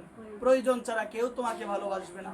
আদিগুরু শঙ্করাচার্য বলেছেন, যতদিন করো নর ধন উপার্জন, ততদিন বসে থাকে নিজ পরিজন। যেদিন বৃদ্ধকালে দেয়া হয় জীর্ণ, সেদিন পুত্র পরিজন। মা সবাই বলিবে, মরে না কেন? মরলেই বাঁচি। তোমার আদরের মা 3 দিন বিছানায় বললে তুমি অনেক ভালোবাসো মাকে, তুমিও বলবে মা, সবাই বলবো, আমরা বলি, আমরা যে নেও গো ভগবান আর ভালো লাগছে না, আমরা সবাই বলি। এখানে তো বলছেন, একেশো পাকিবে দন্ত নড়িবে, সম্বল হবে তোমার লাঠি, সেদিনে পুত্র পরিজন সবাই বলিবে, জঞ্জাল মরিলেই বাঁচি। সবাই বলবে মা, একটা দিন আসবে সবাই বলবে। এই কারণে প্রাণ গোবিন্দের কাছে মা একটাই জিনিস নিবেদন করে বলো, প্রভু গো, সংসারের জন্য কারো বোঝা না হই। কত কিছু করি সংসারের জন্য মা, করেন না? আপনারা তো অনেক করেন, আপনাদের জন্য সংসারটা সুন্দর হয় মা। কত কিছু করেন ও মা। 2টা চোখ বন্ধ করে দিয়ে একটা বার ভেবে দেখো যে তুমি আর হাঁটতে পারো না, তুমি অচল হয়ে গিয়েছো। একটাবার ভেবে দেখো আর কিছু করতে পারো না, তোমার সংসারে সেই সময় তোমার গুরুত্ব কতটুক হবে। এখনো সময় আছে, ভেবে দেখো মা, এখনো সময় আছে, ভেবে দেখো। এই কারণে আমাদের প্রকৃত আপন হলো ভগবান। তিনি কে গো মা? ভগবান। যদিও অনেক সময় বলি, তোমার তো ছেলে নাই গো, তোমাকে শেষের দিনে কে দেখবো মা, বলি না? কিন্তু আমার মহাপ্রভু নবদ্বীপে নদীয়ার পথে পথে হাঁটতেন, একটাই কথা বলতেন, কৃষ্ণই হলো আমাদের সবার পিতা, কৃষ্ণ হলো আমাদের সবার পিতা। এই জায়গার মধ্যে এই কথাটাকে খণ্ডন করে দিয়েছেন আমার ভগবান। আমরা বলি, মাগো তোমার তো ছেলে নাই, কে তোমায় বৃদ্ধকালে দেখবে? কিন্তু অগ্রদ্বীপের গোপীনাথ দেখতে পেয়েছিলাম, আমার ভগবান গোপীনাথ গোবিন্দ ঘোষের নিজে শ্রাদ্ধ করেছিল। বলি না কেউ নাই। ও মা, এই কথাটা বলতে নাই তো, একজন আছে আমাদের সাথে, যিনি হলো শরীর। গীতার মধ্যে আমার ভগবান অনাদিরাদি গোবিন্দ, তিনি পঞ্চম অধ্যায়ের 29 নং শ্লোকে কর্ম সন্ন্যাস যোগোধ্যায়ের আমার ভগবান বলছেন, ভুক্তারাং জগত উপাসং সর্বলোক মহেশ্বরম সুহৃদং সর্বভূতানাম জ্ঞাতামাম শান্তি মিচ্ছতি। ভগবান হলো নিকটের বন্ধু, যে বন্ধু কোনোদিন ছেড়ে যাবে না মা, কোনোদিন যাবে না মা। তোমার যখন মৃত্যু হবে সেই দিনও বন্ধু তোমার সাথী হবে, আর কেউ হবে গো মা? আর কেউ হবে না মা। একটাবার বিচার করে কোনো অনুভূতিতে আসে না মা। মুখে বলি ভগবান ব্যতীত সেদিন কেউ আমার সাথী হবে না, কিন্তু আমার অন্তরে এখনো আমার সেই কথাটাকে আমি স্থান দিতে পারি না একবারও। নিবেদন মা, একটাই নিবেদন, যেদিন তুমি মন থেকে বুঝতে পারবে, যেদিন তুমি তোমার হৃদয় দিয়ে উপলব্ধি করতে পারবে গোবিন্দ বিনে তোমার বান্ধব আর কেউ নাই। কত মানুষ মারা যায়, প্রত্যেকটা পরিবারের মৃত্যুতে মানুষ মারা গিয়েছে, বলতে পারবে যে এই পরিবারের কেউ মৃত হয় নাই? বলতে পারবে কি? প্রত্যেকটা মরতে হবে মা। গীতায় বলছেন না ভগবান, জাতস্য হি ধ্রুব মৃত্যু। আমার ভগবান বলছে যার জন্ম হয়েছে ও মা, তাকে একদিন মরতে হবে। গীতার মধ্যে ভগবান দ্বিতীয় অধ্যায় সাংখ্য যুগে ভগবান বলছেন 27 নং শ্লোকে, জাতস্য হি ধ্রুব মৃত্যু জন্ম মৃতস্য তস্মাদ পরিহার্য হতে নতং সূচিত মহর্ষি। আমি একদিন মরবো। সবাই জানো এই কথাটা? সবাই জানেন না কথাটা? আমি একদিন মরবো। যারা হৃদয় থেকে উপলব্ধি করতে পারে, সংসারে কারোর সাথে তারা আর ঝগড়া করবে না। একবার প্রেম সে বলো, আর ঝগড়া করবে না, আর কোনো কিছু ভালো লাগবে না। কিসের ঝগড়া? আমাকে তো একদিন চলে যেতে হবে সবকিছু ছেড়ে। এই যে সংসারটাকে আপনি এত সুন্দর করে সাজালেন, এটাকে রেখে চলে যেতে হবে। ছেলেদের সুখ দেওয়ার জন্য, বৌমাদের সুখ দেওয়ার জন্য কত কিছু করলেন, এই সমস্ত কিছু রেখে একদিন ওই ভব নদীর ঘাটে গিয়ে দাঁড়াতে হবে। সেদিন তোমার গুরুদেব বিনে তোমার বান্ধব সেদিন আর কেউ হবে, আর কেউ হবে না মা। সেদিন গুরু বিনে তোমার কান্ডারি কেউ হবে না। এই কারণে বলছি কি মা, একটা বার হৃদয় থেকে উপলব্ধি করে দেখো, সংসারে কেউ কারো নয়, সংসারে কেউ কারো নয়। একমাত্র আমাদের সকলের আপন, একমাত্র সকলের আপন হলো একজন, তিনি হলো আমাদের প্রাণ গোবিন্দ ভগবান শ্রীকৃষ্ণ। তিনি বিনে কেউ বান্ধব নেই। এই কারণে মা প্রতিদিন ভগবানকে একটাই কথা বলো, প্রভু তোমার নাম করতে করতে যেন একদিন এই দেহটা রাখতে পারি। কত মানুষ দেহ রাখে, পায়খানা করতে করতে, প্রস্রাব করতে করতে ভগবানের নামকে সবাই নিয়ে যেতে পারে মা? পারে কি? সবাই তো পারে না মা। সবার কি সৌভাগ্য হয় ভক্তদের শ্রীবদন দেখতে দেখতে দেহ রাখার? হয় গো মা, সবার সৌভাগ্য হয় না। সবার কি সৌভাগ্য হয় ভক্ত সঙ্গে গিয়ে প্রাণ রাখার? হয় কি মা? সবার কি সৌভাগ্য হয় যে ভগবানের নাম হচ্ছে শ্রীঅঙ্গিনায়, গীতা পাঠ হচ্ছে, সেই গীতা পাঠ শুনতে শুনতে দেহ রাখার? হয় কি মা? হয় না। এই কারণে গোবিন্দের কাছে বলো, গোবিন্দ মৃত্যু তো একদিন হবে, মৃত্যু একদিন হবে, কেউ আমরা বাঁচবো না। যতই আমরা মানুষের জন্য কাঁদি না কেন, সেই মানুষ তো আর আসে না। একজন মা ছিল মা, যার সন্তান মারা গিয়েছে, অনেক কান্না, কেউ আর কান্না থামাতে পারে না মায়ের, আর কেউ পারে না মা। তখন মা গেল একজন সাধুর কাছে, গিয়ে বলছেন আমার সন্তানটা মারা গিয়েছে, আপনার প্রতি আমার এই বিশ্বাস, আপনি কৃপা করে আমার সন্তানটাকে জীবিত করে দেন, আপনি কৃপা করে আমার সন্তানটাকে আবার মৃত অবস্থা থেকে জীবিত করে দেন। তখন সে চিন্তা করলো মায়ের এখন অনেক দুঃখ, মাকে যদি কিছু বোঝায় বুঝতে পারবে না। এই জায়গার মধ্যে দুইটা জিনিস মনে রাখো, যার অত্যাধিক বেশি রাগ, যখন আমাদের রাগ উঠে তখন কোনো জ্ঞান দিতে নাই, তখন কোনো জ্ঞান দিতে না। যখন আমরা দুঃখের মধ্যে থাকি তখনও কোনো জ্ঞান দিতে নাই, দিলে নিতে পারবে না।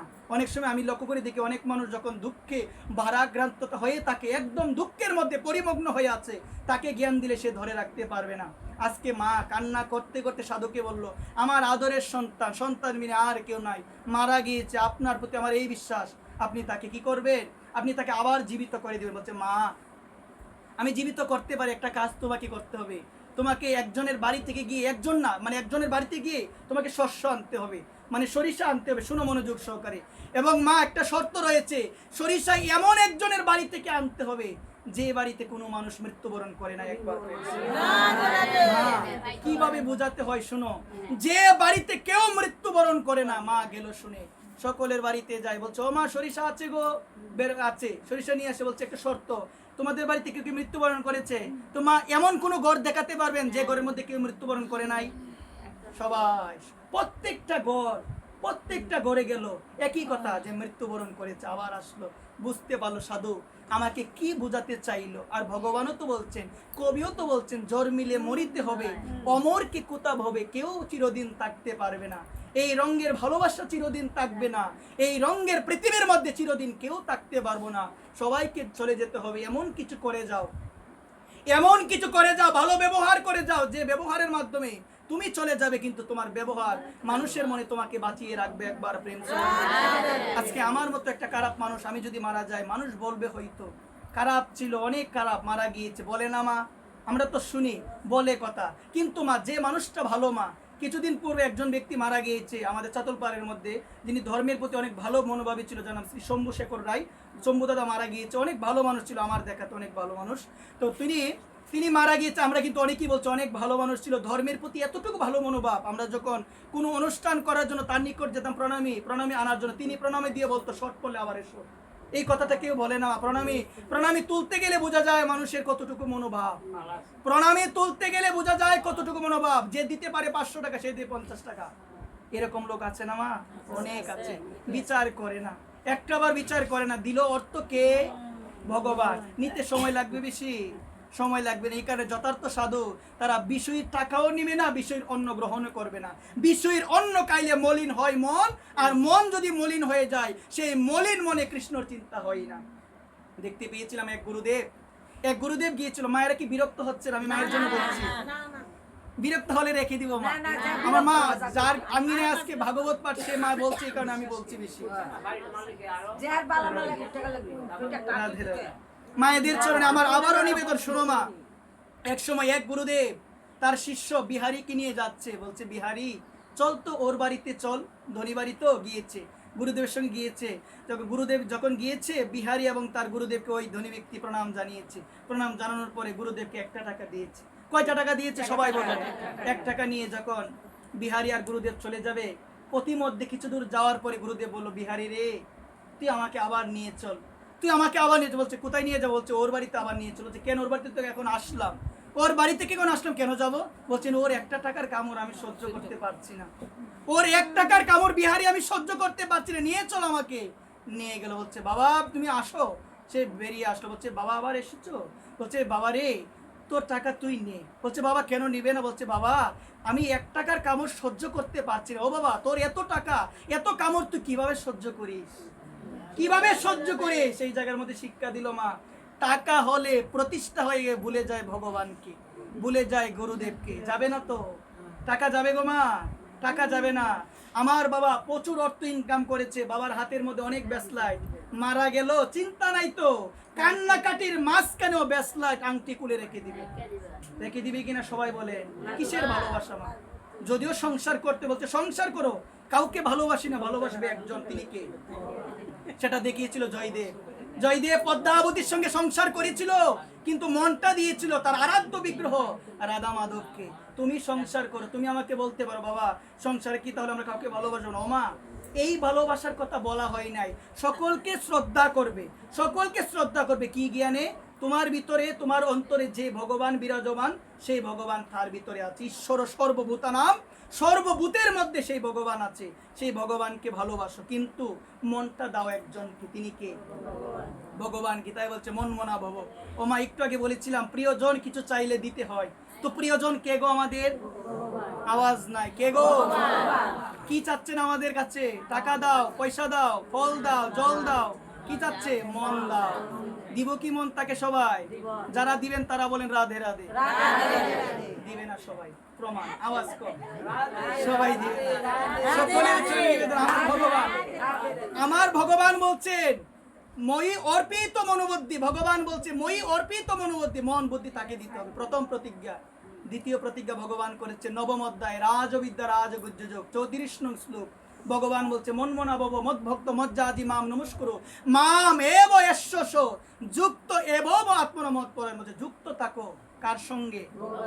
কখনো বিযুক্ত হইও না। আমরা দেখতে পেয়েছিলাম গীতার মধ্যে অধ্যায় কয়টি? 18টি। জোর সংখ্যা। এই মহাভারতের পর্ব কয়টি? 18টি। এই যে মালা যোগ করি, মালার মধ্যে কয়টি গুটি থাকে? 108টি। তো এই 108টি এই গুটি দ্বারা কি নির্দেশ দেয়? জোর সংখ্যা, মানে জোর থাকো, একজনের সঙ্গে যুক্ত থাকো। তিনি কে? তিনি হচ্ছে ভগবান। ভাগবতের মধ্যে শ্লোক হলো 18,000। কত হাজার গো? এই 18 সংখ্যাটা খুবই গুরুত্বপূর্ণ একটা যুগ সংখ্যা, মানে একজনের সাথে যুক্ত হওয়া প্রয়োজন, বিযুক্ত হলে জীবন শেষ। তিনি কে? ভগবান। যুক্ত থাকো। গীতায় বলছেন মন মনা ভব মদ্ভক্ত, তুমি মনটা দিয়ে দাও ভগবানকে। ভগবান বলছে আর কিছু চাই না, মন দাও। কি দাও গো? মনটা আমাকে দিয়ে দাও। মন মনা ভব মদ্ভক্ত মজ্জাজি, আমাকে পূজা করো, আমাকে নমস্কার করো। কাকে নমস্কার করার কথা বলছেন? ভগবানকে। তারপরে বলছে মাম এব এশ্বস যুক্ত এবং আত্মনমত পরায়ণ, তাহলে আমাকে লাভ করতে পারবে, তাহলে আমাকে লাভ করতে পারবে। ভগবান আবার বলছেন গীতায় 10ম অধ্যায়, ভগবান আবার বলছে যুক্ত থাকো মা। ভগবান আবার বলছে তেষাম সতত যুক্তানাং বজতাং প্রীতিপূর্বকম দদামি বুদ্ধি যুগং তং জেন মামু উপয়ান্তিতে। ভগবান বলছেন তেষাম সতত যুক্ত নাম, আমার সাথে যুক্ত থাকো। ভগবানের সাথে যুক্ত থাকা যায় ভগবানের নামের মাধ্যমে। কিসের মাধ্যমে? নামের মাধ্যমে।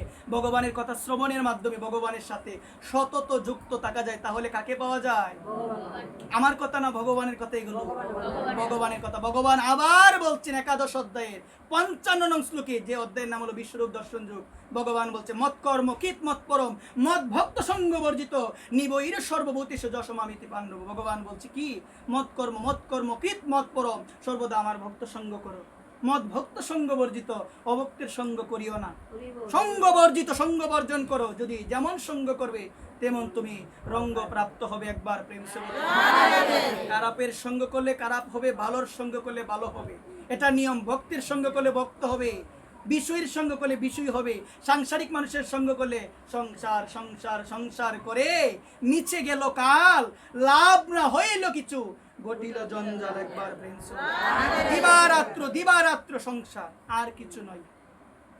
যদিও আমার মায়েরা নাম জপ করে, অনেক বাবারা করে না। করে গো মা? তো এটা কাদের কাজ? আপনাদের কাজ না এটা? অনেক মায়েরা বলে করলো করুক, না করলে না, আমার তো আমি করি। আপনাদের কথাটা আপনাদের মতো বললাম। অনেকে এরকম কথা বলে। চেষ্টা করো, অর্ধাঙ্গিনী না তুমি? তুমি অর্ধাঙ্গিনী, তো তোমার কর্তব্য হলো তাকে সেই পথে আনা। যদি আনতে পারো, তোমার ভক্তি জীবন সার্থক। তোমার ভক্তি জীবন সার্থক। মনে রাখো, সংসারের মধ্যে তুমি শুধু একা ভক্তি করো, তোমার ভক্তির প্রভাবে যদি অন্য কারো পরিবর্তন না হয়, তোমার ভক্তি সার্থক হয় না। একবার প্রেম সে বলো। সবাই সবাই আসবে মা, তুমি বলতে তো অবশ্যই আসবে মা, কত না করবে মা। সবাই তো বুঝে না এটা।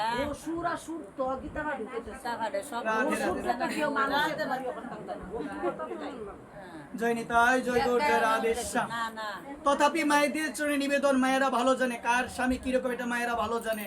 এবং মায়েদের কথায় ব্যক্ত হওয়া যায়, বোঝা যায়। কারণ সকলের চরণে নিবেদন, আমি গোবিন্দের নিকটে, আমি শ্রী গোবিন্দের চরণ আজকে ভক্ত সঙ্গে সম্মিলিত হয়ে আমি সকলের চরণে নিবেদন। আমার সকল মাই তো জানে তার স্বামী কিরকম, যে সে বললে শুনবে কিনা।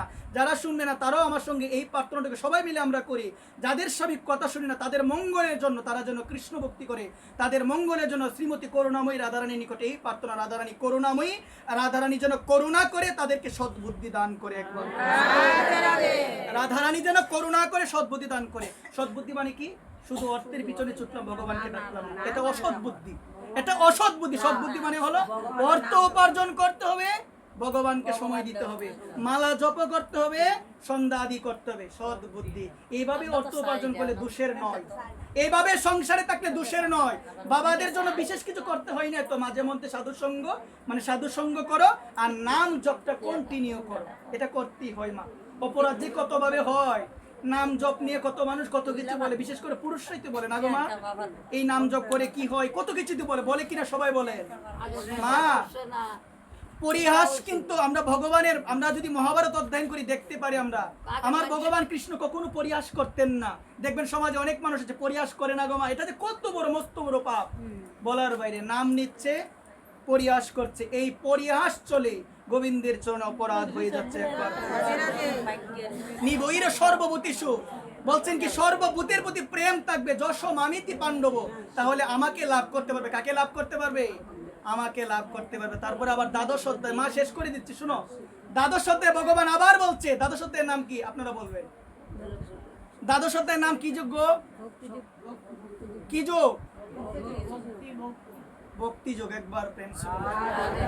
গীতা প্রতিদিন পড়বেন, কোনো কিছু করতে পারেন বা না পারেন, গীতা পড়বেন। আমার পূজ্যপাদ শ্রী বাবা মহারাজ বিনোদ বাবা একটা কথা বলেন যে আমার ভজন হোক বা না হোক, আমার ভজন হোক বা না হোক, বাবা বলে আমি প্রতিদিন গীতা পড়ি। যে প্রভু জগৎ বন্ধু সুন্দর আমাকে বলেছিল প্রতিদিন গীতা পড়ার জন্য, আমি তার সেই বাক্যটাকে এখনো পালন করে যাচ্ছি। একবার বাবা মহারাজ বলেন গীতা পড়তে হয় মা, গীতা হলো তোমার শেষের দিনের বন্ধু।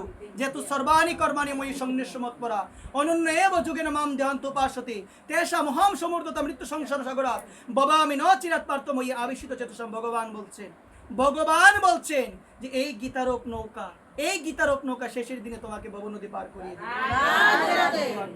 আবার ভক্তি যুগে ভগবান প্রতিজ্ঞা করে বলছে মহিব্য মন আদর্শ ময়ী বুদ্ধি নিবেশয় নিবিশ্বসী মহিব্বত উর্দগ্ন সংশয়। ভগবান বলছে অর্জুন কোনো সংশয় না, মনটা দিয়ে দাও। ও মা কতবার বলবে গো মা? একটা কথা বারবার বললে একটা অন্যরকম মনে হয় না যে এতবার বলি তারপরও দেই না? তো ভগবান এত করে বললো কিন্তু দেই না মা। এই কারণে মা গীতা পাঠ শুনো, যাই করো, মন দিতে হবে একজনের চরণে, তিনি কে? মন যদি তুমি দিতে পারো গোবিন্দ বিনা আর কোনো কিছু ভালো লাগবে না, আর কোনো কথা ভালো লাগবে না। একটাবার বিচার করে দেখো, আমি এই কথাটা বলে শেষ করব। বাবা লোকনাথ ব্রহ্মচারী তার একটা বাণীতে বলেছিল, প্রতিদিন চিন্তা করতে হয় শয়নের পূর্বে যে আজকের দিনে আমার দ্বারা কয়টা ভালো কাজ হয়েছে, আজকের দিনে আমার দ্বারা কয়টা খারাপ কাজ হয়েছে, আজকের দিনে আমি কতটুক ভগবানকে স্মরণ করতে পেরেছি, আজকের দিনে আমি কতটুক সংসারের কথা আলোচনা করেছি। একবার প্রেম সে বাবা লোকনাথের বাণী। বাবা লোকনাথ ব্রহ্মচারী বলেছিল, প্রতিদিন শয়নে যাওয়ার পূর্বে চিন্তা করো কয়টা ভালো কাজ করলাম, কয়টা খারাপ কাজ করলাম, কতটুক ডাকলাম ভগবানকে, আর কতটুক আজে বাজে দিকে মনটাকে নিয়োজিত করে রাখলাম। যদি তোমার মনে হয় যে আজকের দিনে ভালো কাজের থেকে খারাপ কাজের পরিমাণ বেশি, পরের দিন চেষ্টা করো একটা খারাপ কাজ কমানোর জন্য। কারবানি এটা বাবা লোকনাথ ব্রহ্মচারী। এইভাবে যদি প্রতিদিন চিন্তা করতে পারো, এমন একটা দিন সময় আসবে আমরা সবাই ধার্মিক হয়ে যাব। একবার বাবা লোকনাথ ব্রহ্ম কিছুদিন পরে আসছে তো, বাবার তিরোভাব তিথি সবাই পালন করি, কিন্তু বাবার কথা আর কি, বাবা বলছে কি, আমার চরণ ধরিস না আমার আচরণ ধর। বাবা বলছে আমার চরণ ধরিস না আমার আচরণ ধর, কিন্তু আমরা আচরণ না ধরে চরণটাই ধরলাম। মানে পূজা করতে হয় বলে করি, কিন্তু বাবা যে কি বললো শুনিও না বুঝিও না। বাবা কি বলছে শোনো, রনে বনে জলে জঙ্গলে যখনই বিপদে পড়িবে আমাকে স্মরণ করিবে। যোগী সিদ্ধ পুরুষ তো তারা এগুলো করতে পারে। শুনো, রনে বনে জলে জঙ্গলে যে কোনো বিপদ স্মরণ করবে। এই জায়গার মধ্যে বলছেন একজনকে সর্বদা স্মরণ করতে হয়, মা মনুষ্য, তিনি কে? তিনি হচ্ছে আমার ভগবান। সকলের চরণে আমার এই নিবেদন, সকলের চরণে আমার এই নিবেদন রেখে আজকে ভাগবত পাঠ এখানে আমি সমাপ্ত করব। যার যতটুক সামর্থ্য রয়েছে ততটুক সামর্থ্য অনুযায়ী মাঝে মধ্যে পিতৃপুরুষকে স্মরণ করে শ্রী বৈষ্ণব সভার আয়োজন করতে হয়। মা পিতৃপুরুষ যদি রুষ্ট হয়ে যায় সংসারে কোনোদিন শান্তি বিরাজ করবে না, কখনো বিরাজ করবে না। যতটুক সামর্থ্য দিয়েছে মা, যদি মনে হয় বেশি নাই, যাও কোনো বৈষ্ণবের শ্রী গোবিন্দ আঙ্গিনায়, যে যাওয়ার পরে 10 টাকা 5 টাকা তাদের দাও, 10 টাকা 5 টাকা 100 টাকা যদি সবাই দিতে পারে, আমি কমিয়ে বলি, বেশি বললে আবার ঝামেলা। একবার সকলের চরণে নিবেদন দেওয়ার চেষ্টা করো। পিতৃপুরুষ যদি অসন্তুষ্ট থাকে কোনো লাভ হবে না।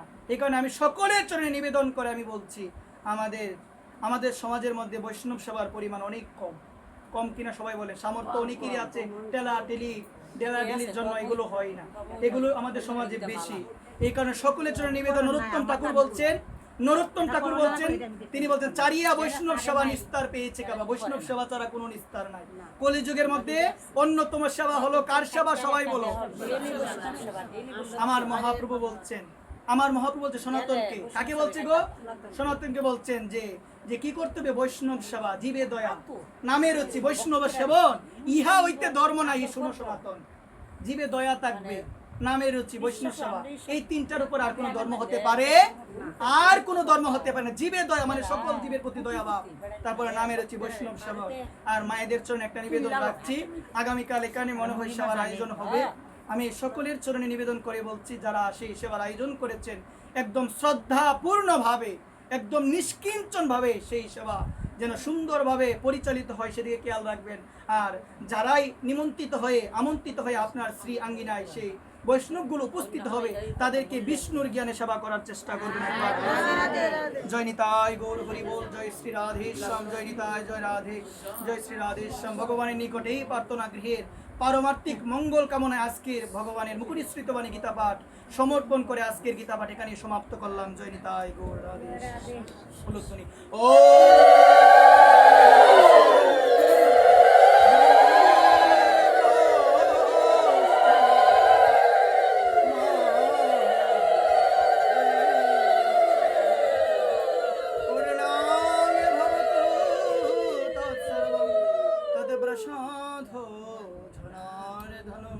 হে গোবিন্দমন্তহীনমে ক্রিয়াহীনম ভক্তিহীনম জনার্দন যদি বুঝিত পরিপূর্ণ তদুস্মি। সবাই মিলে বলো গঙ্গা গীতা সাবিত্রী শিলা সত্তা পতিব্রত ব্রহ্মা বলে ব্রহ্মবিদ্যা ত্রিসন্দন বিদিগেহিনী ভদ্রমাত্র চিদানন্দ ভবগিনী ভ্রান্তি নাশিনী বেদোত্রয়ী পরানন্দ তত্তরিত জ্ঞান মঞ্জুরি। সবাই মিলে বলো বাঞ্ছা কল্পতরুবস্তু কৃপা সিন্ধুইব এব চ পতিতানাং পাবনেভ্যো বৈষ্ণবেভ্যো নমো নমো। দয়াল শ্রীকৃষ্ণ চৈতন্য প্রভু নিত্যানন্দ শ্রী অদ্বৈত গদাধর শিবাসাদি গৌরভক্তবৃন্দ সর্বে ভবন্তু সুখিনঃ সর্বে সন্তু নিরাময়া সর্বে ভদ্রাণি পশ্যন্তু মা কশ্চিৎ দুঃখভাগ্ ভবেতুম ওম সহনা ভবতু সহনা ভুনক্তু সহ বীর্যং করভাবহৈ তেজস্বিনাবধিতমস্তু মা বিদ্বিষাবহৈ। বিশ্বের সকল প্রাণীর শান্তি হোক, কেউ যেন দুঃখ ভোগ না করে, সকলে যেন শান্তি লাভ করুক। ভগবান সকলকে সদ্বুদ্ধি দান করুক, ভগবান সকলকে সদ্বুদ্ধি দান করুক, ভগবান সকলকে সদ্বুদ্ধি দান করুক। নমঃ শান্তি, নমঃ শান্তি, নমঃ শান্তি। জয় নিতাই গৌর হরি বল।